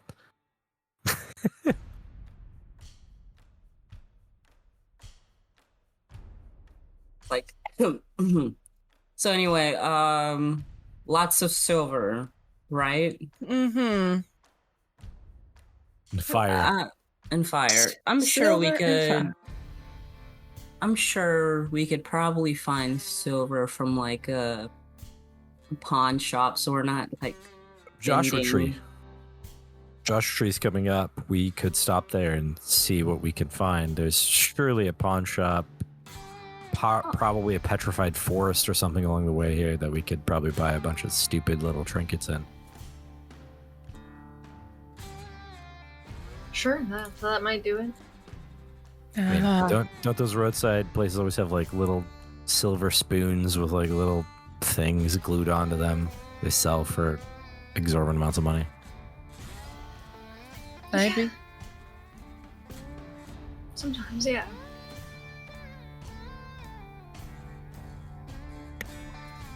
Is that your plan? Are we going to Joshua Tree? I It's think on the so. way, yeah. Excellent. I'm excited. Arthur, Mm-hmm. tell me about how you're planning to go about this. What are you looking for as you reach Joshua Tree? So if we're trying to find silver, then I think the pawn shop is actually a really good idea. That's actually a smarter idea than the like tourist trap destinations that I was thinking.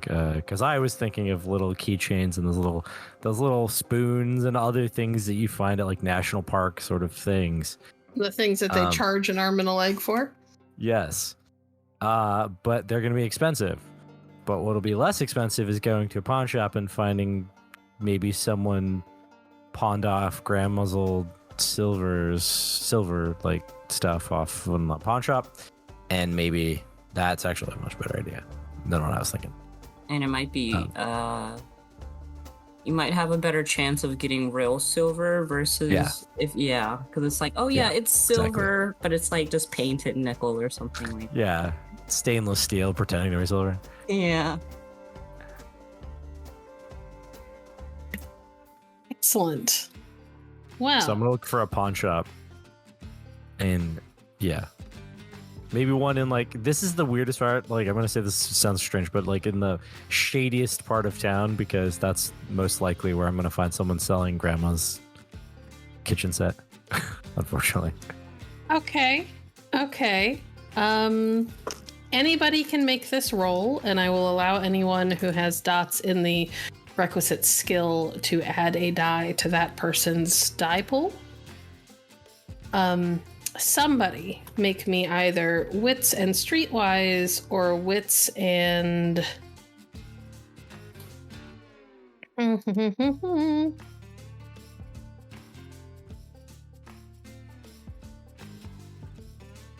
wits and larceny. Either wits and streetwise or wits and larceny.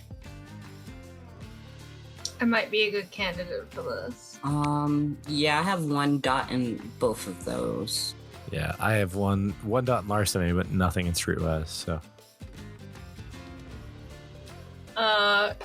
Awkward. Sounds like Viktoria is actually going to go into this pawn shop, and you know what Victoria's dealt with. This is more to find the right place. Oh, okay, yes. Because you are looking for shady places where you can get what you need and leave, and the people inside are likely to conveniently forget you were there. Yeah, okay, I would like to make this roll then. Would anyone help me? Are we assisting? I'll help. Which one are you doing? Because I have larceny and streetwise. I was going to go with streetwise. Okay, yeah, I have 1 dot in that one.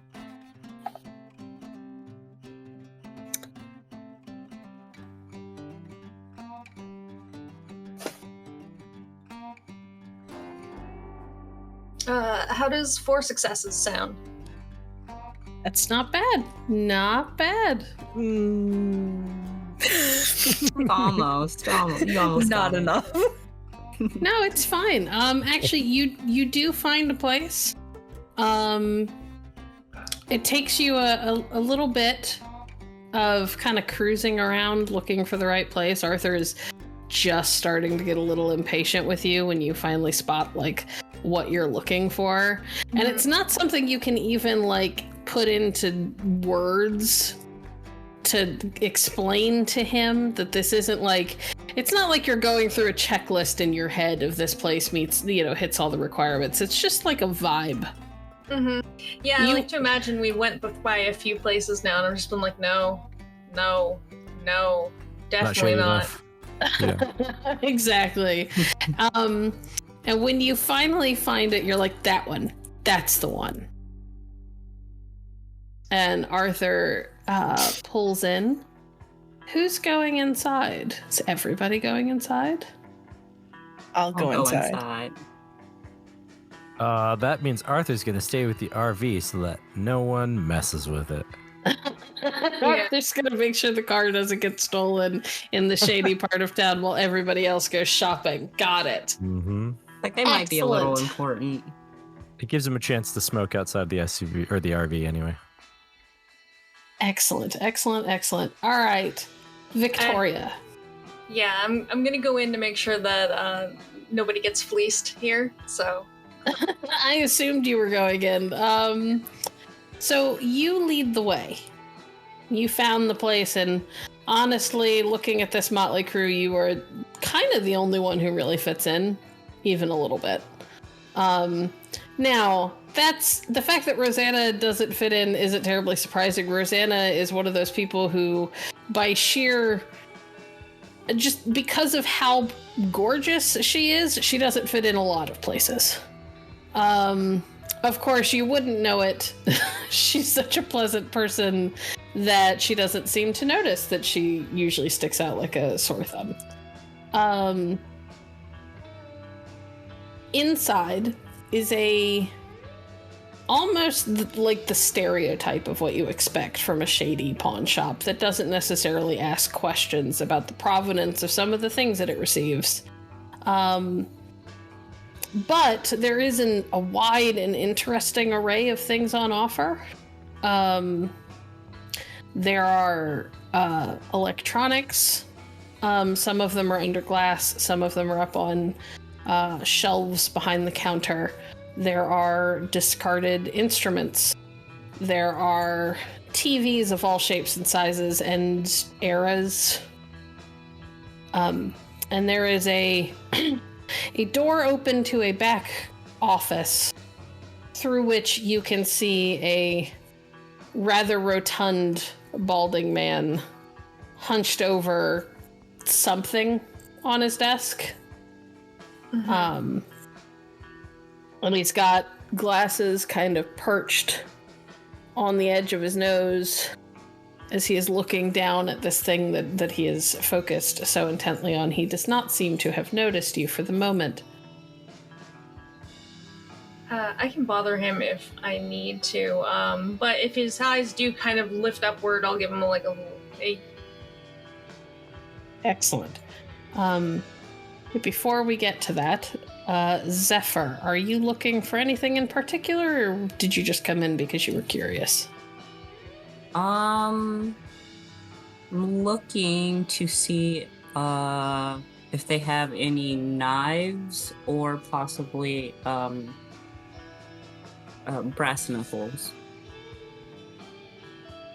Well, you don't see any brass knuckles immediately. As you are looking around, you do see a display box under the counter glass that looks like a collection of pocket knives. If there are more weapons, you're probably going to have to ask for them. You get the feeling looking around that this place is in one of those neighborhoods where they're not going to willingly display a lot of weapons. Rosanna, are you looking for anything in particular?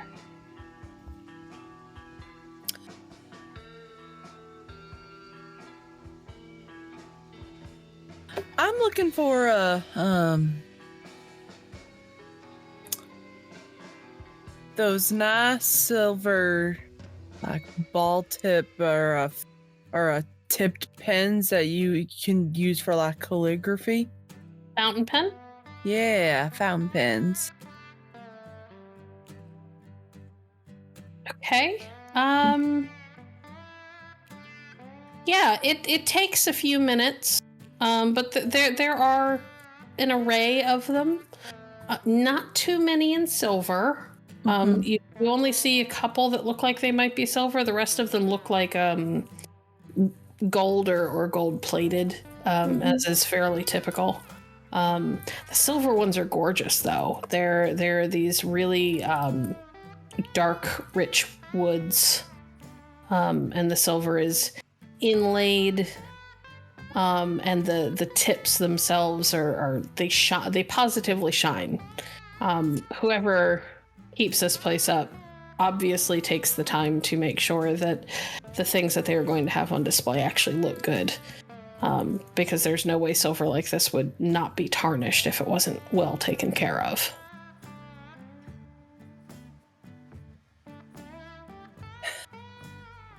Zephyr and Viktoria could probably just see me just like looming over the tin the pens and like twiddling my fingers and kind of just like that one. Are they in a case? Yes, they're under the glass for the counter, much like the pens, but on the opposite end. You get the feeling that a lot of the precious metals end up in this area. There's a lot of jewelry, a lot of the more expensive items. Victoria, is there anything that you were looking for, or are you just looking to get the guy's attention? I'm actually looking for Grandma's antiques, meaning I'm looking for silver letter openers, silverware, and maybe hat pins. Something that people don't really go to a pawn shop to buy, but like pawning silverware is a time-honored stereotype tradition for a reason, right? Yes. And I find it amusing, the idea of firing silverware out of a crossbow bolt. So, I mean, excellent. Yeah, it doesn't take you super long to spot them. They are out of reach. They are primarily displayed up on shelves back behind the counter. But there is everything from candlesticks to a case, like a box, like a heavy wooden box full of actual proper silverware. The kind of thing that doesn't get made anymore, but gets passed down through generations in a family. You even see an incredibly fancy carving knife set. Still in the box, cradled on what looks like old velvet. And the box is open to display them. There's a set of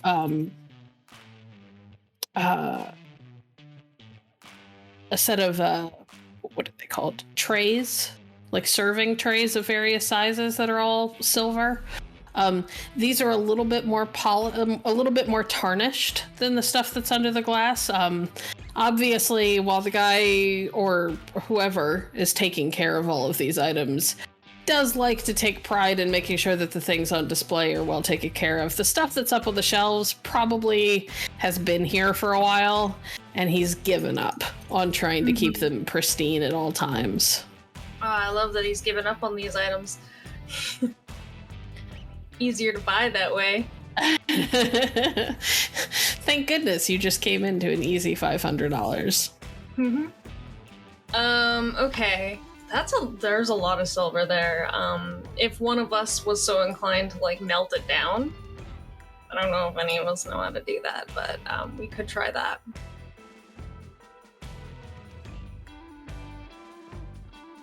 So at that point, I'm going to kind of just whistle, "Hey!" Who's that? Customer.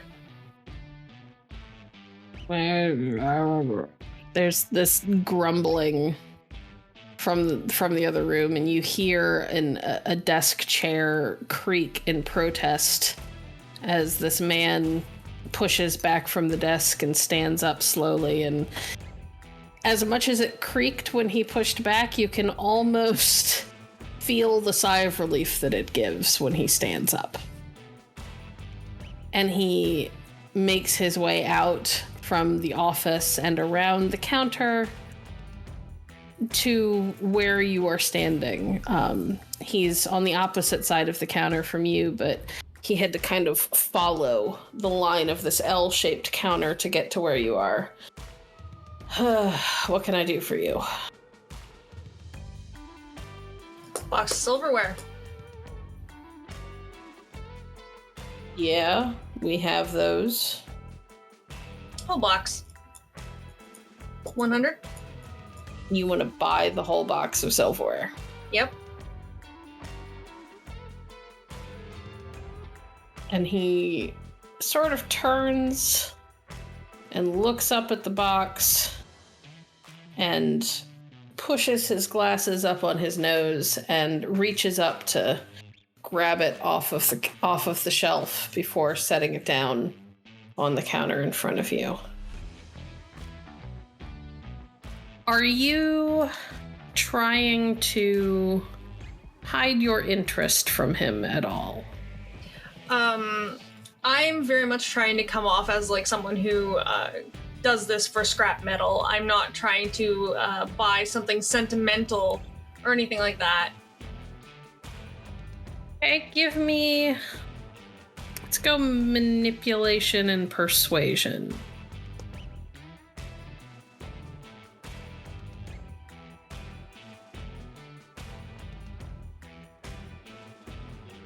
Can I help her?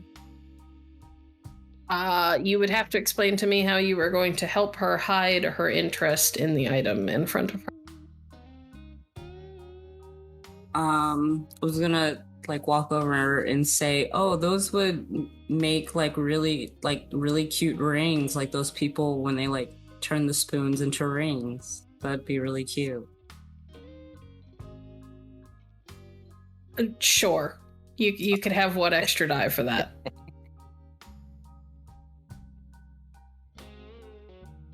What? Your 6 successes. Your dice are on fire tonight. Also a critical for those of you listening. He buys it. Hook, line, and sinker. Yeah, just a couple of people doing like scrap jewelry and trying to sell them on the street, you know? I love it. Oh, the crazy stuff hunters get up to. Okay. You guys have won money and are now jewelry makers. In a single day. We want to open an Etsy shop.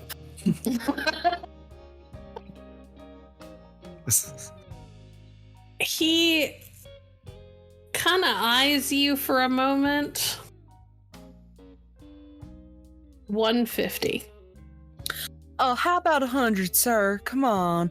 We're young entrepreneurs. The budding business. Maybe we'll give you a discount. I would very much greatly appreciate it, please. I'm just gonna bat her eyelashes at him. I will do the whole thing where I bring my phone out and I start thumbing through it and I go, yeah, we can do a shout out of your shop here. Give you some influencer credit.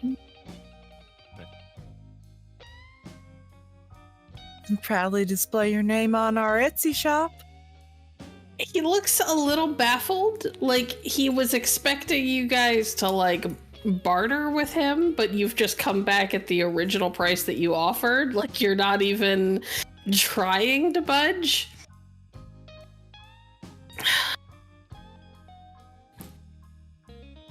Viktoria, make me a charisma persuasion. I will give you 2 extra dice because Rosanna is flirting with this man and has the stunning advantage. You realize this is a 9 dice pool, right? I am very well aware.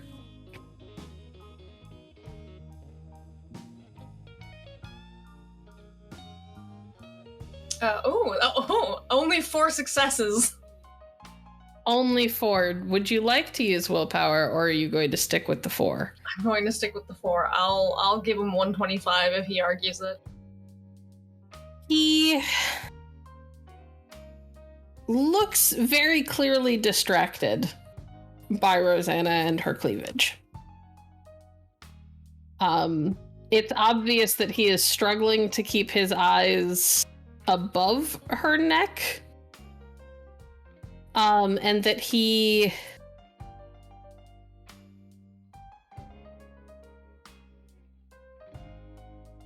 he's he's so influenced and so focused on her that he drops the price by a good $20, and normally you get the feeling that this guy is a bit of a penny pincher and would try and go down by like $5s instead. 130.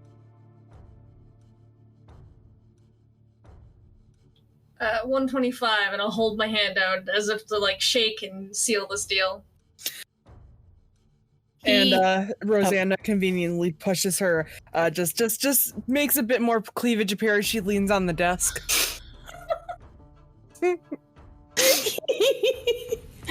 He reaches out to shake your hand, Viktoria, but it takes a good 3 tries before he finds it because he's not looking at your hand, he's looking at her cleavage. And at this point is like not even trying to hide the fact that that's what he's doing. She's made it so obvious that he's just like, well, fine, if she's gonna put it on display. It's alright, buddy, I look at them too. 125? Yes, 125.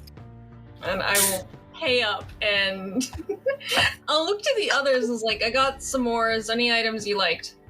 Oh, the pen. That pen?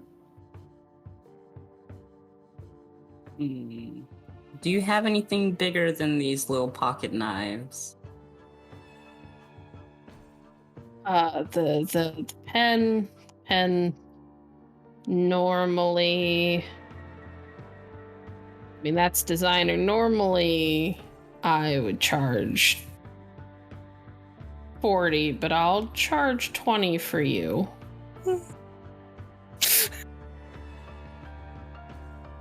As for bigger than the pocket knives,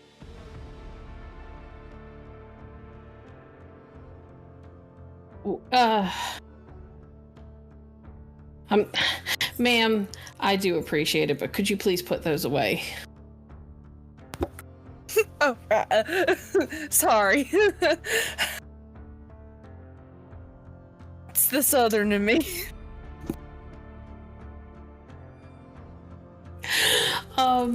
He looks back towards Zephyr at long last after the cleavage has been put safely back in its box. And what did you have in mind? I think I may have some of those like display sword things. Something that I can, do you have any skinning knives? Skinning knives. Yeah. Let me see. And he disappears into a back room, not the office, but a different door altogether. You get the feeling that there's probably a lot of overflow stock and the stuff that he's not willing to put on display for just anyone to see.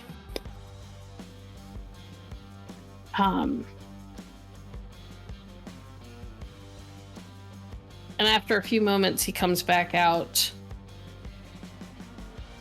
And you notice just before he comes out that a little red light on a camera up in the corner of the shop goes off. And then he comes out and he sets a couple of things on the counter. Things he probably shouldn't have or be selling. There is a full-size machete. A switchblade with a blade long enough you're pretty sure that's illegal. And yeah, there's like a Bowie knife and a few other things.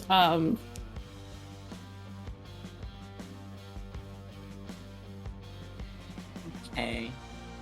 Can I tell if any of them are silver, or I guess I can just ask them? None of them are silver. That's okay. Obvious. They're all pretty standard cheap metals. Okay. Yeah, I'll like look them over. Do I see any that are like, ooh, this is like, I don't know, it has like a little design on it or whatever. If not, it's fine. I'm just like, I just want a bigger knife. I just have this little pocket knife. I mean, there's a K-bar. It's not fancy, but those are like military issue, and they tend to hold up really well. I'll take that. All right. How much for this one? Well, strictly speaking, you didn't buy it from me, but if you were to buy it from me, I'd charge 50. I look over to oh god, I'm so sorry. Rosanna or Viktoria? Viktoria, I'm so sorry. Okay. Viktoria, I'm like, is that a good price? Victoria, you are free to roll an insight check if you would like. Sure. I have empathy as an insight specialty. Would that apply here? You're not really trying to get a feel for him emotionally. You're mostly just trying to gauge if he's trying to rip you off. So insight and we'll go wits.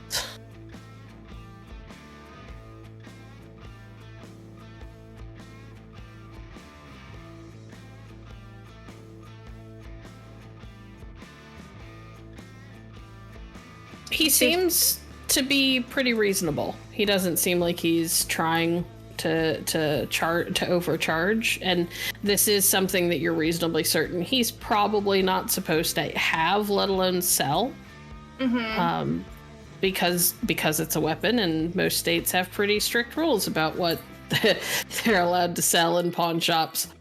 Mm-hmm. Also, just to make this like quick, is there a silver cross? Kind of like what I'm wearing, but one cross for Arthur sitting around. Mm-hmm. Make me Arthur. I know you're not technically there. Roll me a d10. Let's see if there is something in here for you.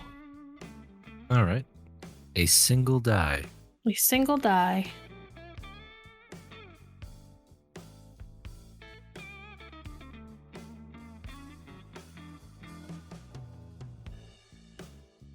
Negative. Unfortunately, there are no silver crosses. There are crosses, just none in silver. That's unfortunate. Yeah, I'll just twist a couple of utensils into a cross and say, here you go, buddy. That's what I got. Yeah, I'll pay the man. I think it came to $195. Yep. Yeah, put that out on the table. Cash, so he doesn't have to, have a scan of my card or something. Yeah. Yeah, he doesn't seem like he wants ID or any kind of credit card or anything. He is selling you stuff that he's technically not supposed to have, so he seems pretty relieved that you're doing this all in cash and moving on. But he hands over your purchases. Zephyr, he slides you a sheath to go with your knife. It's made of fabric, so it's probably not going to last very long, but at least it won't cut you immediately. And he gives Rosanna a little wave and a stupid grin.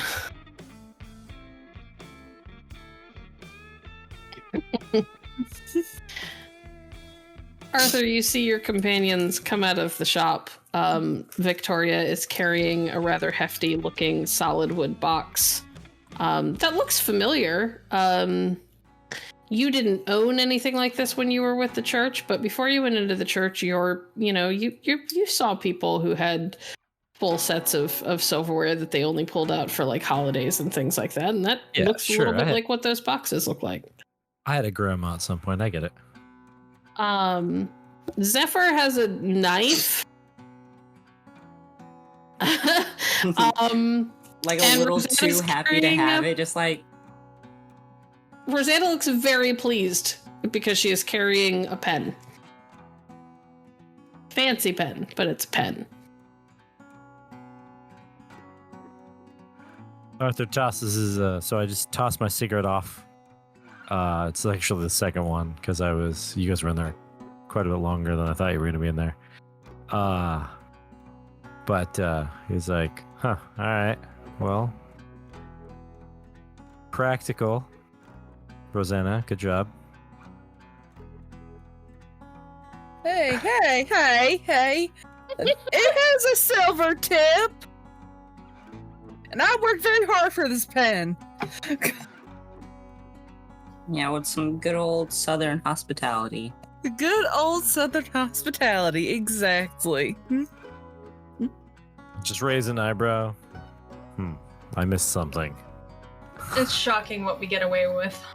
I couldn't find anything for you, Arthur. I'm sorry. Oh, well, thanks anyway. I didn't realize you were shopping for me. I figured all of us could be equipped with something shiny, and I rattled the box of silver. Yeah. Arthur closes his journal that he had open, and he takes his, like, Bic pen and just sort of sticks it in one of his pockets. His non-fancy pen. Non-pen pen. Arthur, will you do me a favor and roll me a wits awareness, please? Sure, I can absolutely do See that. I if was you waiting for noticed- that. I want to see if you noticed anything odd while you were I was outside like, alone. I'm standing around outside. I'm sure that I'm going to have to make a wits plus awareness roll. I guess not, but here we are. All right, wits and awareness. All righty. Bam. You know what? I am going to use a willpower. Do it. Just for funsies. Wait, so I go... Oh man, this thing is not easy. There we go. Nope. And, okay. And then... Bam. 4 successes. Okay. Yeah, much better. So, you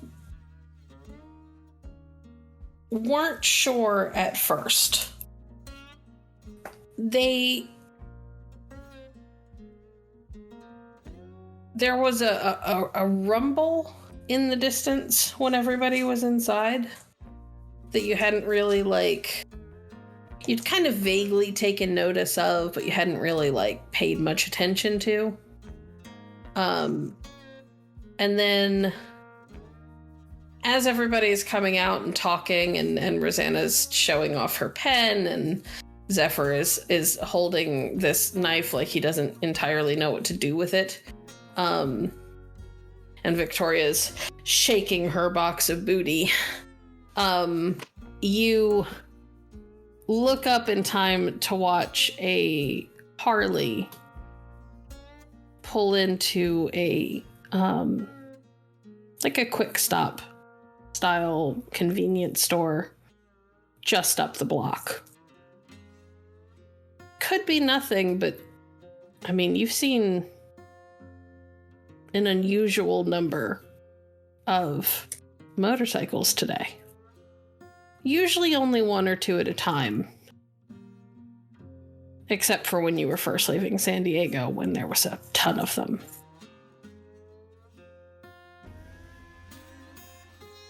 Could be nothing. Well, what does this guy look like he's doing? Does he look at me at all, or does he just roll in and then get off his bike? It just rolls in, gets off his bike and heads inside. Doesn't even take off his helmet for right now, so it's hard to get a look at him. You could tell it's a guy. He's tall and lanky. I mean, I may just be being a little paranoid after everything going on, so I'm not going to think too much about it.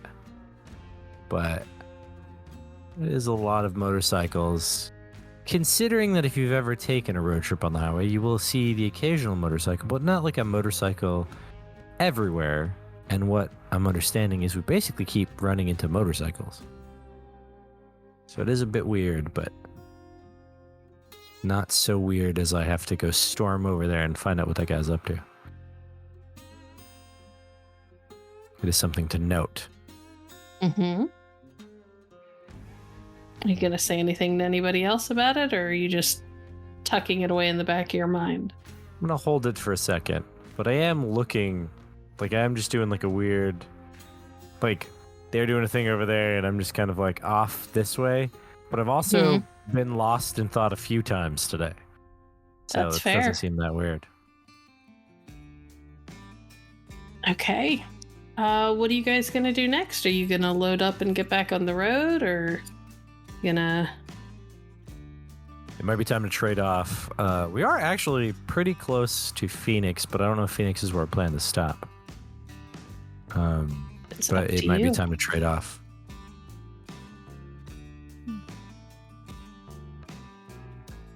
Well, I know the...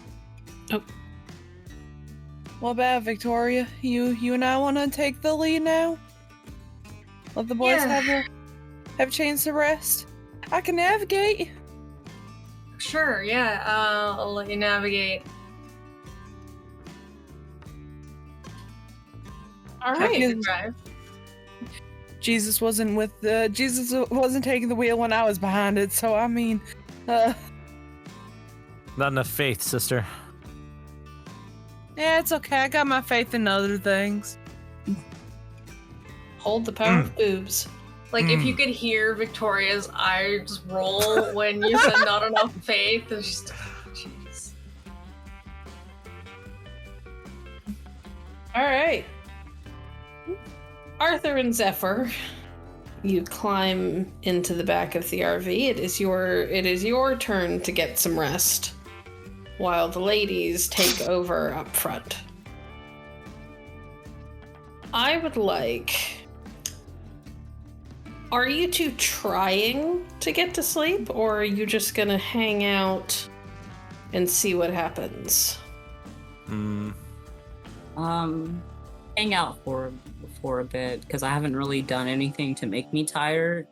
Yeah. Except for the fact that you just came off of a life-threatening hunt. Job. Got it? Yeah. I'm too Well, wired. Yeah. Way too wired. I think that Arthur, so I am going to talk to Zephyr about the motorcycle thing in a second. Like, that's something that will happen because we're alone now and I can be like, yo, hey, listen, have you been noticing motorcycles? Because I have, and it's been weird. But before we get to that conversation, Arthur is probably going to sleep if sleep eventually happens, but he also just had 2 cigarettes, so probably not going to bed right now, and has been driving a minute and just wrote a bunch of notes down that had to remember some stuff, so he is not in the state to go to sleep right at the moment. Okay. Well, let me have Victoria do a drive roll just to see how this is going to go, and then we will give you two the space to have your moment to talk. Victoria. Yes, what do you require for this? Composure or resolve? I'm gonna go with composure and drive. You've had enough rest, so I don't think that this is really a resolve issue. This is mostly just a how calm can you be in an unfamiliar location. Can I give her a die bonus because I'm her navigator? Sure, roll me one more die. Let's or you can roll it like it would be a willpower. It's fine. Okay, 2 successes. It's a little unsteady, but you're not in danger of crashing into anything. You have the feeling that once you get out onto the interstate again, things will be smoother. It's weirdly, even though everything moves much faster, it's a much smoother experience because you know what to expect. Mm-hmm. And you guys are in charge of the radio, or you would be, maybe, unless you gave it over to Rosanna. Rosanna can have it. Excellent. Out of curiosity, Rosanna, what are you gracing the cell with while the boys are having their discussion in the back? It is a mix of she's got this I've got this little classic road trip playlist going on. So it's a lot of like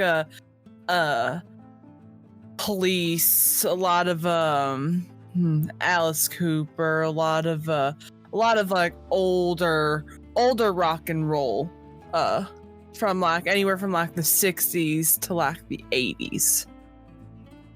I dig it. I think that's a mix I would enjoy. All right. So, with the dulcet tones of Alice Cooper going on over the radio, Arthur and Zephyr, the floor is yours, as they would say. Hey, maybe I'm just paranoid because, I don't know. Is the cult after me? Is it not after me, right? Like, always thinking that. But today, have you noticed a lot of motorcycles? I've noticed a lot of motorcycles. Yeah, I did notice some when we were stuck in traffic. It didn't seem too weird, though, because we were still close to the city, so... But I haven't really noticed anymore. Yeah, I get the feeling that we're missing something that... You know, we weren't sure if we were being followed or not, right? We weren't sure if we'd killed the thing, the werewolf. I didn't really want to worry the girls, but I started noticing it, and I started noticing it a little bit more.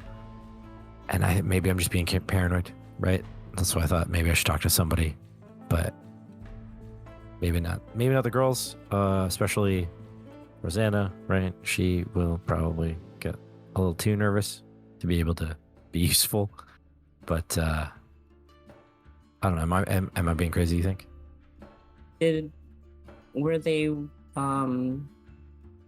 wearing like maybe like similar back patches and like just anything that was like similar, or if they did you see if they had any helmets? It really didn't stand out to me. It really didn't stand out to me until we reached Joshua Tree here, and then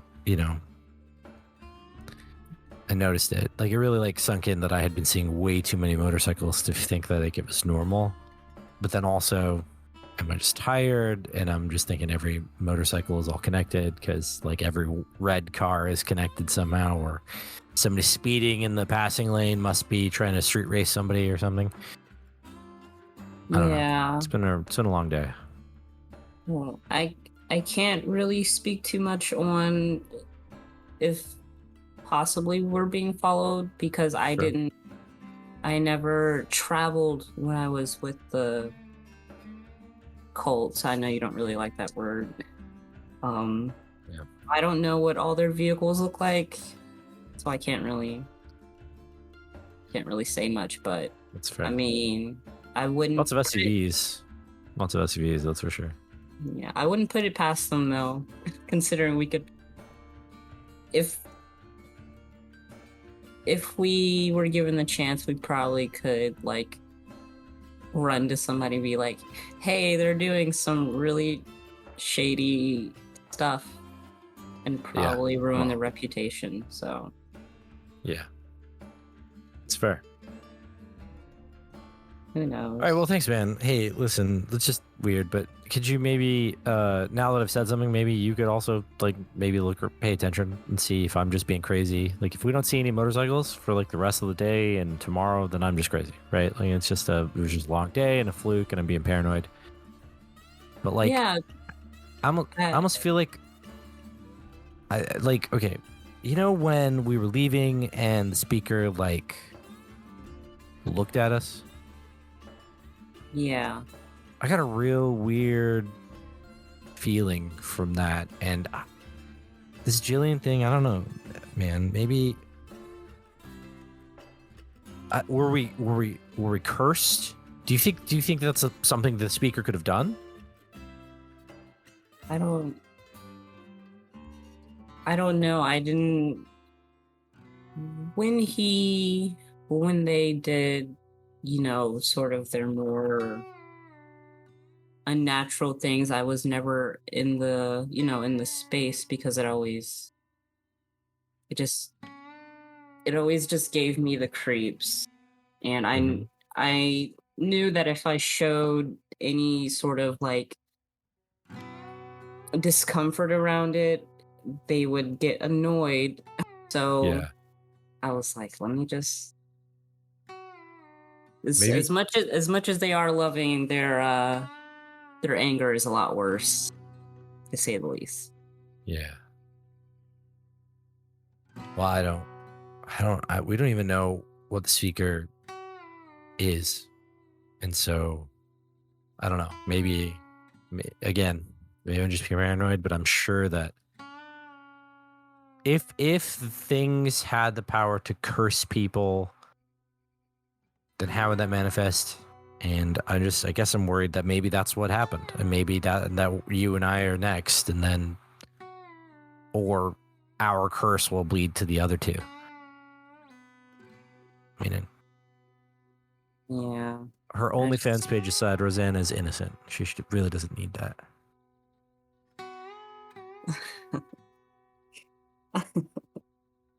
Yeah. I don't know. I feel like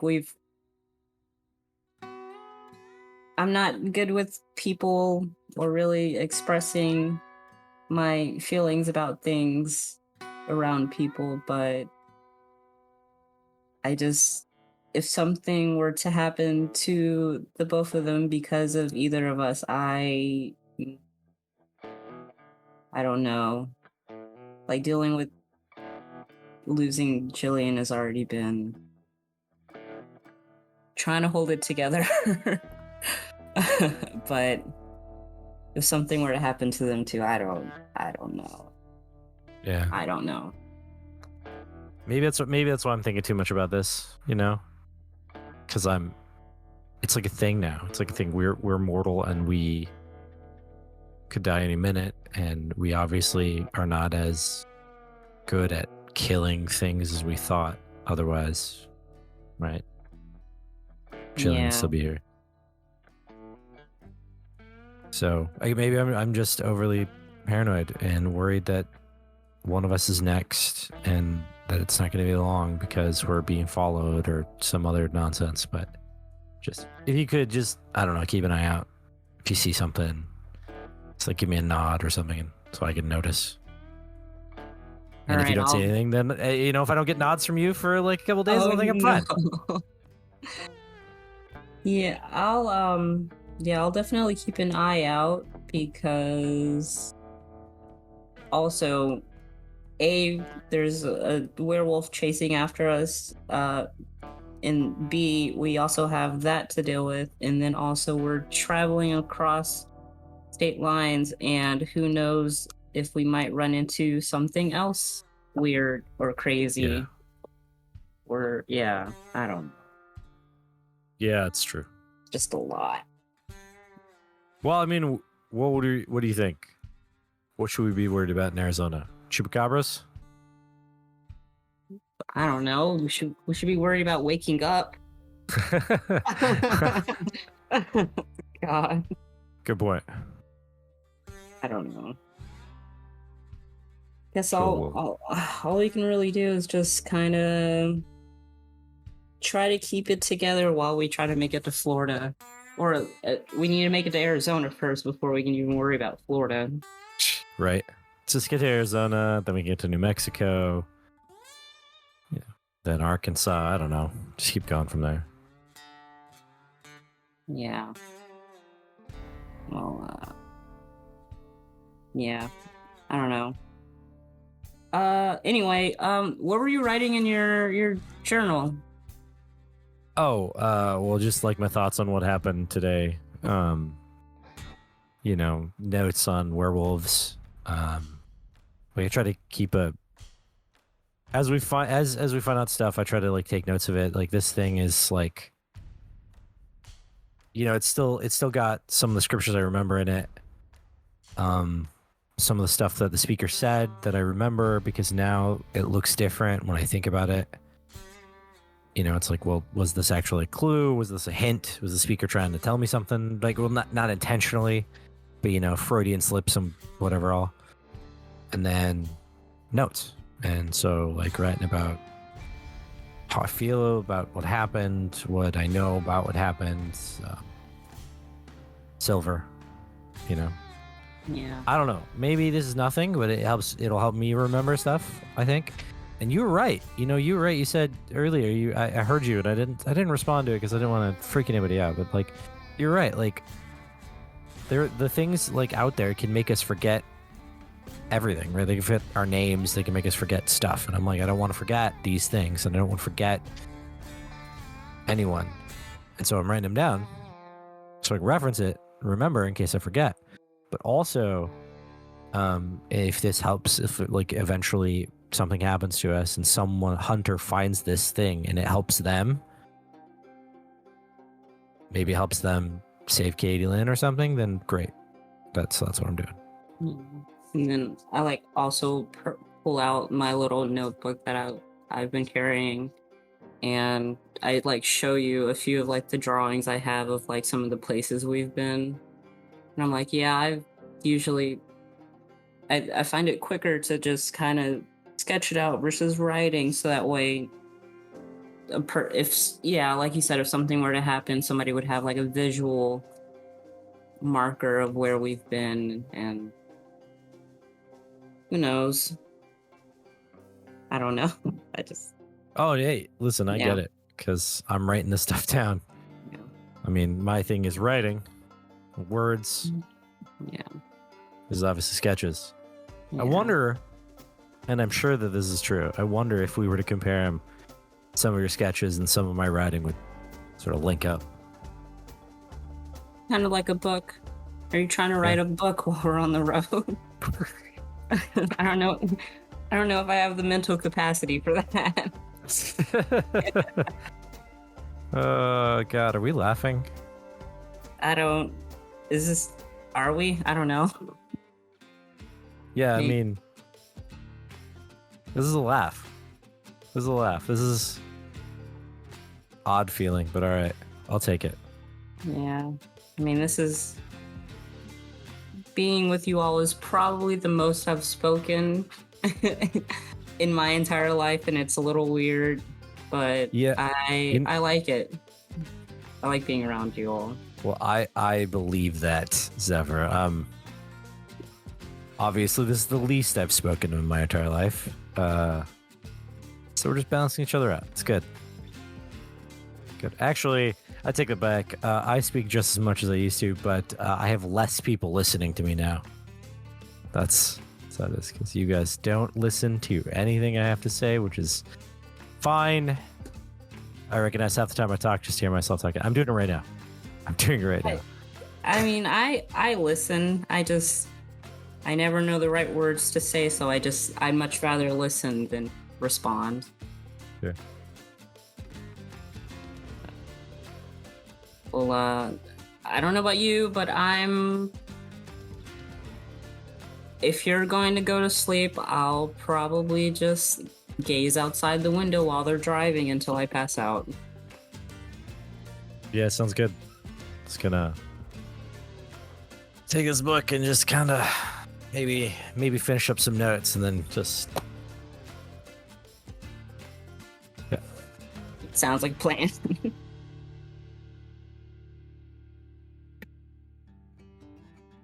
All right. Well, we're getting to about that time, so I think it is time that we start discussing what your plans are. Where are you planning to stop? Are you planning to crash in the RV, or are you looking for a place to stay?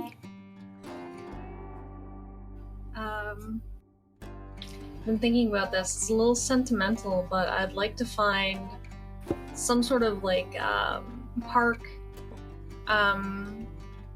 really nice clearing type area, so we can bust out my bottle of whiskey that I've got under the seat in the back, have a toast to Jillian, maybe leave something of hers behind. I like that. I like that a lot. Are you maybe looking for a park that has like camping that allows that so that you guys can just park for the night?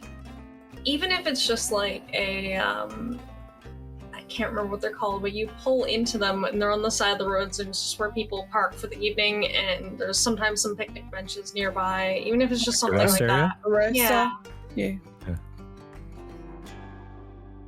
Well, do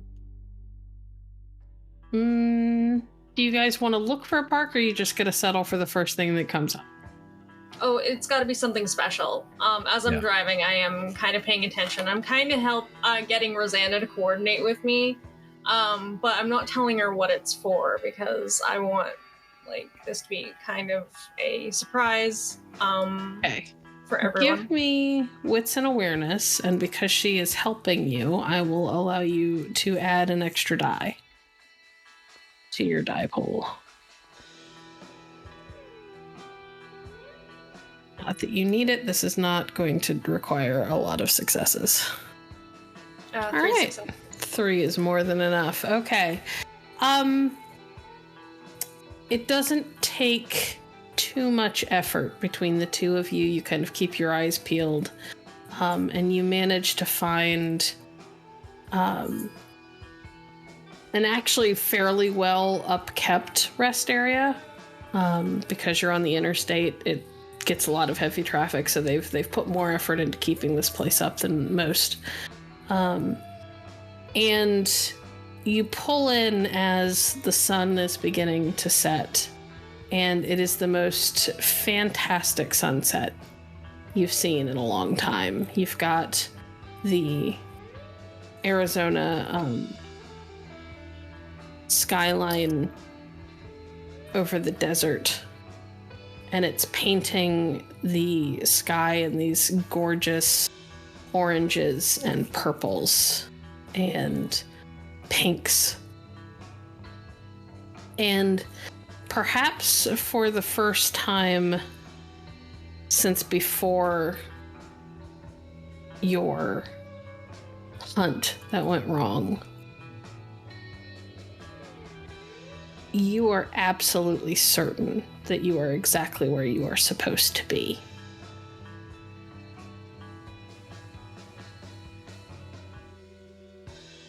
Well, once we're there, I will kind of set up a bit of food, and then I'll rouse the 2 guys in the back and say, "Hey, come on out for a bit. We're gonna say goodbye." And then, because all the bags are in the back as well, right? Yeah, I think so. So I'll go into Jillian's bag and kind of fish out, because I wanna save the photo for when we get to Florida. But I'll probably take maybe a shirt or a hoodie or something not too important, but still iconic. This is something that she wore pretty frequently. And I'll bring that outside. You pull out it's not a shirt or a hoodie. It's funny enough, it is a pair of sneakers. High top Converse. It was the first thing Jillian bought for herself after you guys left the compound. She always wore boots when you were working, but when she was just doing her thing and things were more casual and she wasn't concerned about, having to put a lot of wear and tear on her clothing and shoes, she wore these off-brand high-top Converse-style sneakers. And she loved them so much that despite the fact that she'd only had them for a little over a month, they were already starting to wear out in the soles. They're beat up, but they are very iconically Jillian.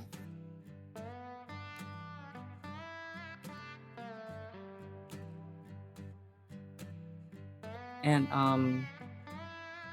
I guess when I hold them, I just kind of lift them up and I'm assuming like the soul is like kind of like, I guess, talking because it's like a little beat up. So it's a little thinking. bit, just a little. And I hold my hand up and make it look like it's talking. I'm like, thanks, guys, and just give it to Viktoria. I'm just gonna like to myself. Arthur's like, for a guy who says he doesn't talk very much, sure has a sense of humor. Guys, I gotta say, I've never buried a pair of shoes before. I've buried too many. You know what? Fair. And I'm gonna work on maybe like I don't even bury it. I just set it on a rock, or set them on a rock. Yeah.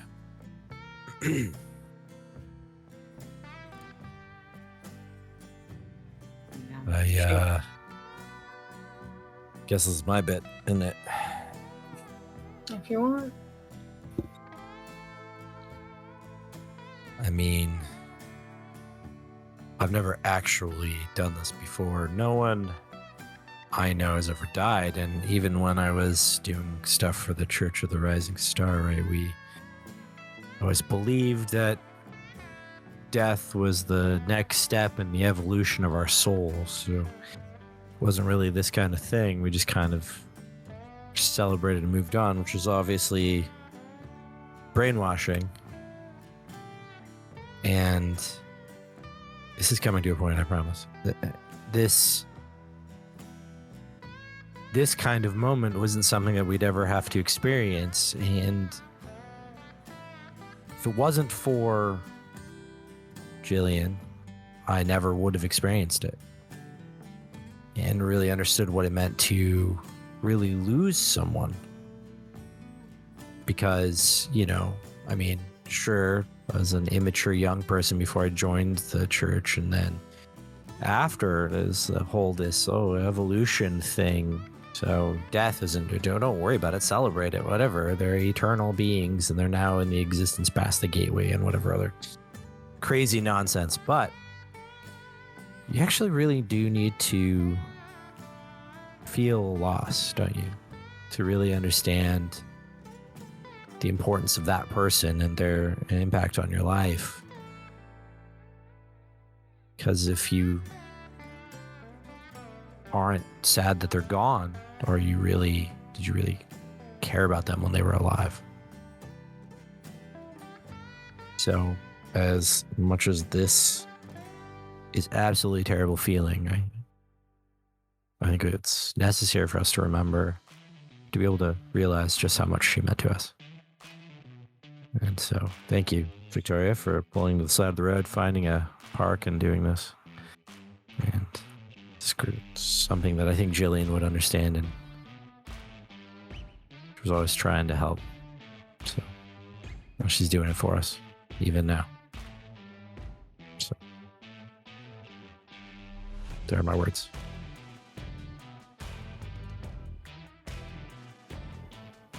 She deserves a lot more than just this. She was our rock, and it's funny because her shoes are literally sitting on a rock right now, but I don't know. This doesn't mean I'm not pissed off at you, Jillian, because I am, but I'm gonna miss you with all my heart. Well, let's not think of this as a time of mourning, but a time of honoring. She was there for us, and we can be here for her one more time. So, to our dear, loving, ass-kicking friend Jillian, may your soul rest. May it rest well. 'Cause girl, you deserved it.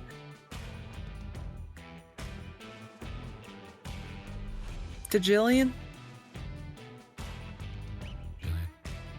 To Jillian. to Jillian.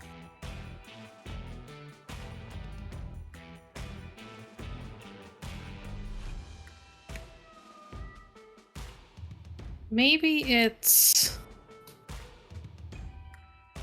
grief. Maybe it's acceptance and understanding that life as a hunter is difficult and transient and, quite frankly, cheap. And maybe that's what makes the connections that you all form that much more intense. Knowing now, more than you ever realized before, how easily all of this could go away. How easily one of you could leave in the morning, but not come back when everybody else does. But that knowledge and that sense of looming finality seems to form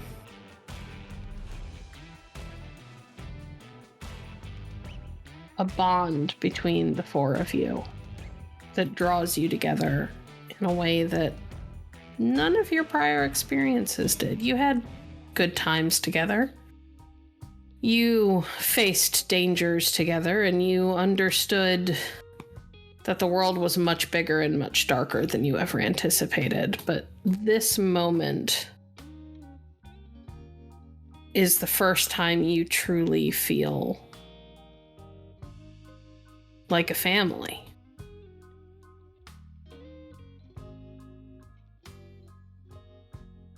Rosanna. Mm-hmm.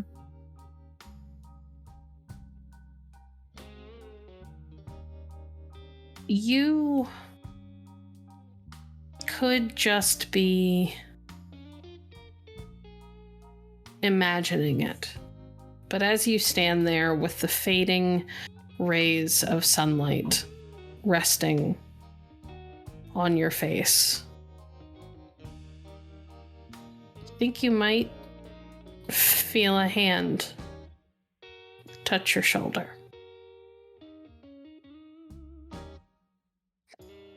Arthur, you almost feel a sense of warmth to your right.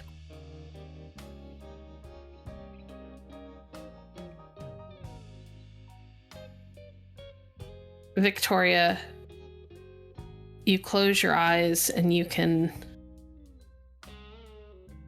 almost feel the kind of half nudge that you used to get from Jillian anytime you guys passed in the hallway and she wanted to tease you, and she'd bump her shoulder against yours as you walked by. It was an unspoken, friendly little gotcha.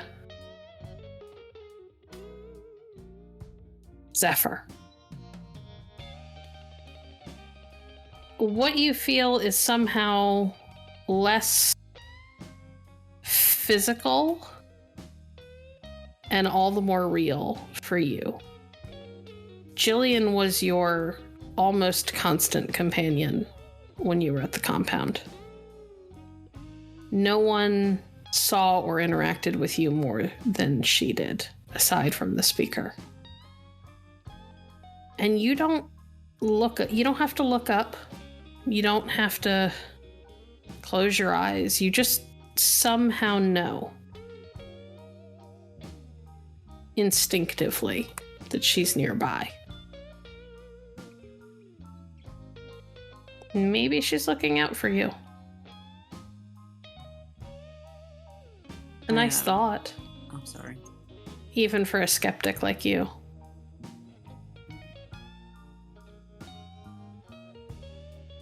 I reach over and just put my hand on the shoes. Don't say anything.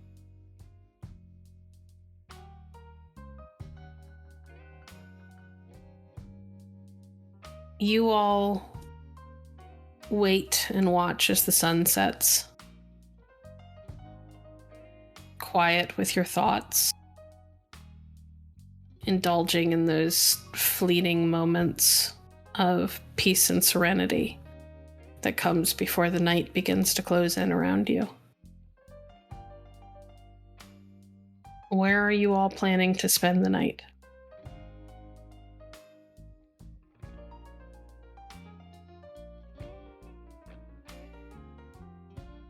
Could do it here. Yeah, I'll sleep Could. outside. I mean, we've got an RV. We can literally sleep anywhere. Mm-hmm. There's also some roadside motels or two along the way I'm sure we could crash at. But here's nice. It is nice. Yeah.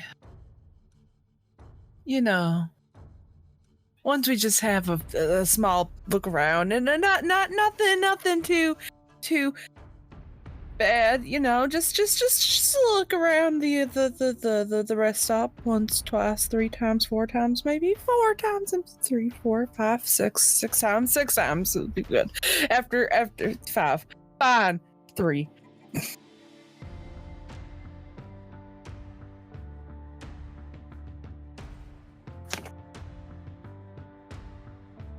I just kind of... Rosanna is obviously worried about the safety of the space that you are in. I would like to remind you that none of you have had a proper meal today. You have bought cup noodles. There's no talk of actually cooking them. Oh, I actually said when we got here, I was kind of getting food ready. Oh, yes, you did. My apologies. You did say that. So there is the scent of food coming from the small kitchenette. It's been going while you guys had your drink and your moments with the sunset. Not quite ready yet. I'm assuming that Rosanna wants to go have a look around. Is anybody going to go with her? I have to cook, so yeah. I'll go with her. Sure.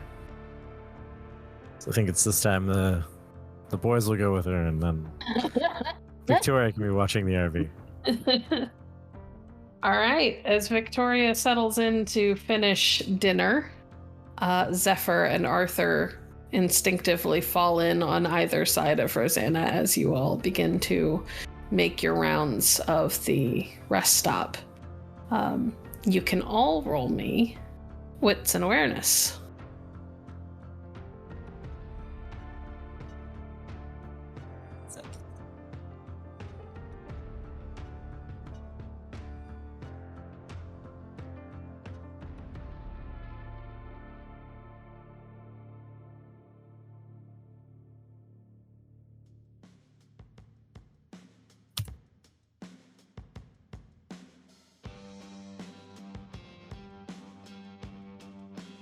Two, 4, 6. That's interesting. All right.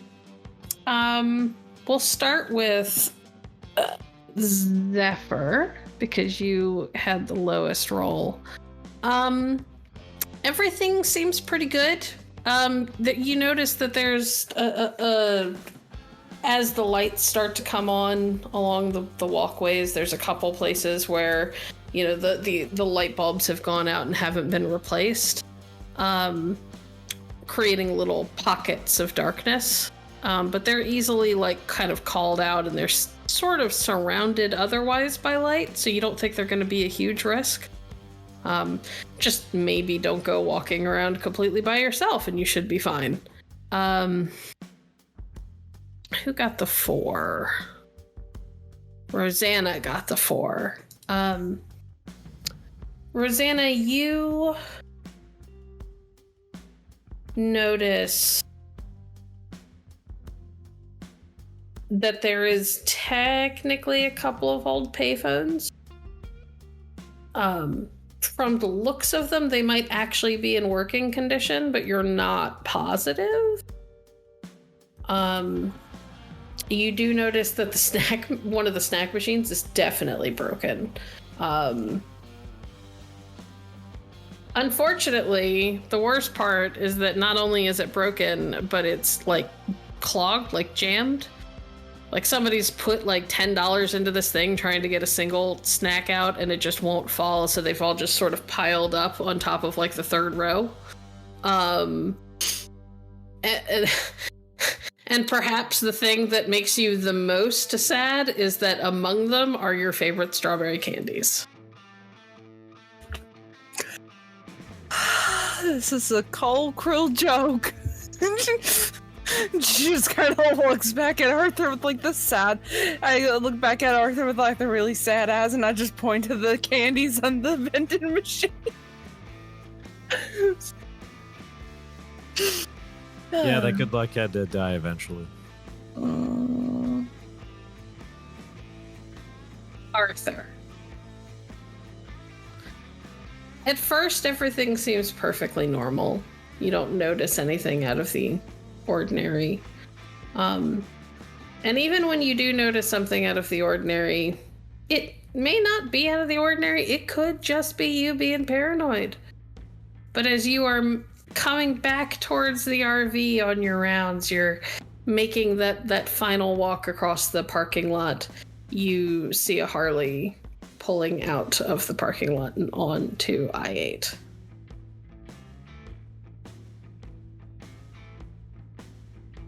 Arthur's hand, while because he's standing on the one side, this hand that is farthest away from everyone will reach back and touch the handle of his .38 revolver.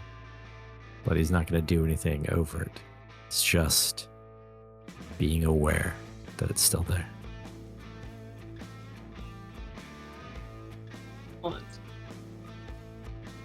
As you all return to the RV, Viktoria has somehow taken multiple cup noodles and turned them into a small, not fully ramen shop level feast, but still really fucking good. Like as close to a ramen shop feast as you're gonna get without going to a proper ramen shop. You don't know how she does it. It's some sort of black magic, you're sure. But it's the kind that you don't want to chase off the face of the earth because it creates food like this. And you all sit around this very, very tiny little quote-unquote dining table inside of the RV. You've got the bug nets closed up around the windows and the door. They're all open, but the nets are in place to keep the bugs out. And you enjoy your meal. Rosanna. Mm-hmm. I need one more wits awareness from you, please. Okay. Nobody can help you with this. Got it.